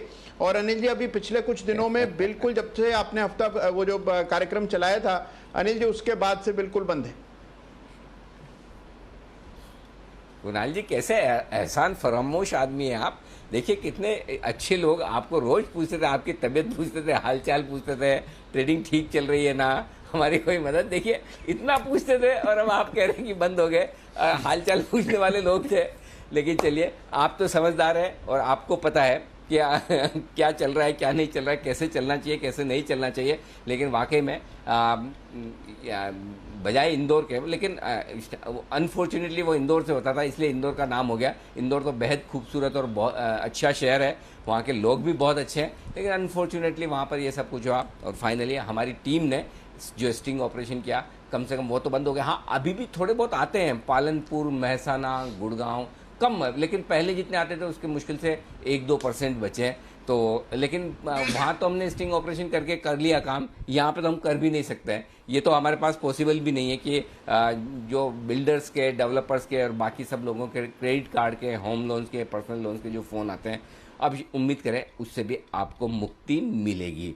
आइए 6:30 बजे हमारा एक और विशेष शो मनी गुरु, घर खरीदने का सस्ता मौका। जी हाँ, कोरोना काल के बाद अब आप घर खरीदने का मन बना रहे हैं तो आपके लिए बेहतरीन मौका है, क्योंकि होम लोन्स की जो ब्याज दरें वो लोएस्ट लेवल के आसपास है। LIC हाउसिंग 6.6% पर लोन दे रहा है, SBI 6.7% पर दे रहा है। अब इससे ज़्यादा सस्ता तो क्या मिलेगा, मिल भी जाए तो मिल जाए, लेकिन अगर आपको घर खरीदना है तो खरीद लीजिए। ये आपके लिए गोल्डन चांस है। तो सस्ता होम लोन लेने की बेहतरीन टिप्स हम बताएंगे आज शाम 6:26 पर मनी गुरु में, और रात 8 बजे हमारी फ्लैगशिप बुलेटिन इंडिया 360 डिग्री, और वहाँ पर हमारी जो कवर स्टोरी है सबसे पहले कोरोना पर। कस लो कमर, जल्द तीसरी लहर। जी हाँ, तीसरी लहर का खतरा बरकरार है। अगर आप और हम ये समझ रहे हैं कि कोरोना खत्म हो चुका है, तीसरी लहर नहीं आएगी, तो SBI की तरफ से एक रिसर्च आई है और वो ये कह रहे हैं कि अगस्त के महीने तक तीसरी लहर आ सकती है। किन वजहों से आ सकती है, कैसी होगी, कितनी खतरनाक होगी और इनसे बचना कैसे है, ये आज शाम की हमारी कवर स्टोरी है। दूसरी कवर स्टोरी है महंगाई को लेकर। ओपेक की लड़ाई बढ़ाएगी महंगाई। अब आप सोचेंगे ओपेक देशों का हमारी महंगाई से क्या लेना देना है, सीधे सीधे लेना देना है। 3 बार मीटिंग करने के बावजूद ओपेक ने प्रोडक्शन बढ़ाया नहीं है, और प्रोडक्शन नहीं बढ़ाने का फैसला कच्चे तेल के दामों में आग लगाता हुआ दिख रहा है। पहले से 100 रुपये के पार पहुंच चुका है पेट्रोल, और अब और इसमें तेजी बनती हुई दिख सकती है, क्योंकि यहाँ पर कच्चे तेल के दाम महंगे बने हुए हैं और इसका असर लगभग हर चीज़ की महंगाई पर पड़ता है। कच्चे तेल से ट्रांसपोर्टेशन कॉस्ट बढ़ती है और उसका असर हर जगह पड़ता है। तो किस तरह से महंगाई आपकी बजट बिगाड़ सकती है, आपकी जेब पर असर डाल सकती है, और कच्चे तेल की वजह से कौन कौन सी चीज़ें महंगी हो सकती है, ये होगी हमारी दूसरी कवर स्टोरी। ओपेक की लड़ाई बढ़ाएगी महंगाई। इसके अलावा देश दुनिया की सारी खबरें, जी बिजनेस की एक्सक्लूसिव खबर भी आपने देखी कि किस तरह से परसों आपके लिए कैबिनेट में फेरबदल हो सकते हैं, नए बदलाव हो सकते हैं, वो भी हमारी स्टोरी में शामिल होगा। तो ढेर सारा एक्शन बाजार बंद होने के बाद। बाजार बंद होने के वक्त का एक्शन आपके सामने रख दिया जाए। हल्के से लाल निशान में बंद हुआ है निफ्टी 16 अंकों के नुकसान के साथ 15,818। सेम 18 पॉइंट नीचे बंद हुआ है सेंसेक्स 52,861 पर 53,129 का लाइफ टाइम हाई नया बनाने के बाद, और बैंक निफ्टी 35,807 का हाई बनाने के बाद 35,580 के आसपास बंद होता हुआ 367 अंकों की दमदार मजबूती के साथ 1% ऊपर बैंक निफ्टी। ये रहा आज का पूरा हाल। विदा लेने का वक्त है। चोपड़ा साहब, कुणाल जी, राकेश जी, वागले साहब, सुमित जी, आप सबका बहुत बहुत धन्यवाद हमारे लिए वक्त निकालने के लिए, और विश्वेश जी का भी विशेष शुक्रिया आज साथ देने के लिए। कल होगी आप सबसे फिर मुलाकात। मुझे और दीप को दीजिए इजाजत। नमस्कार।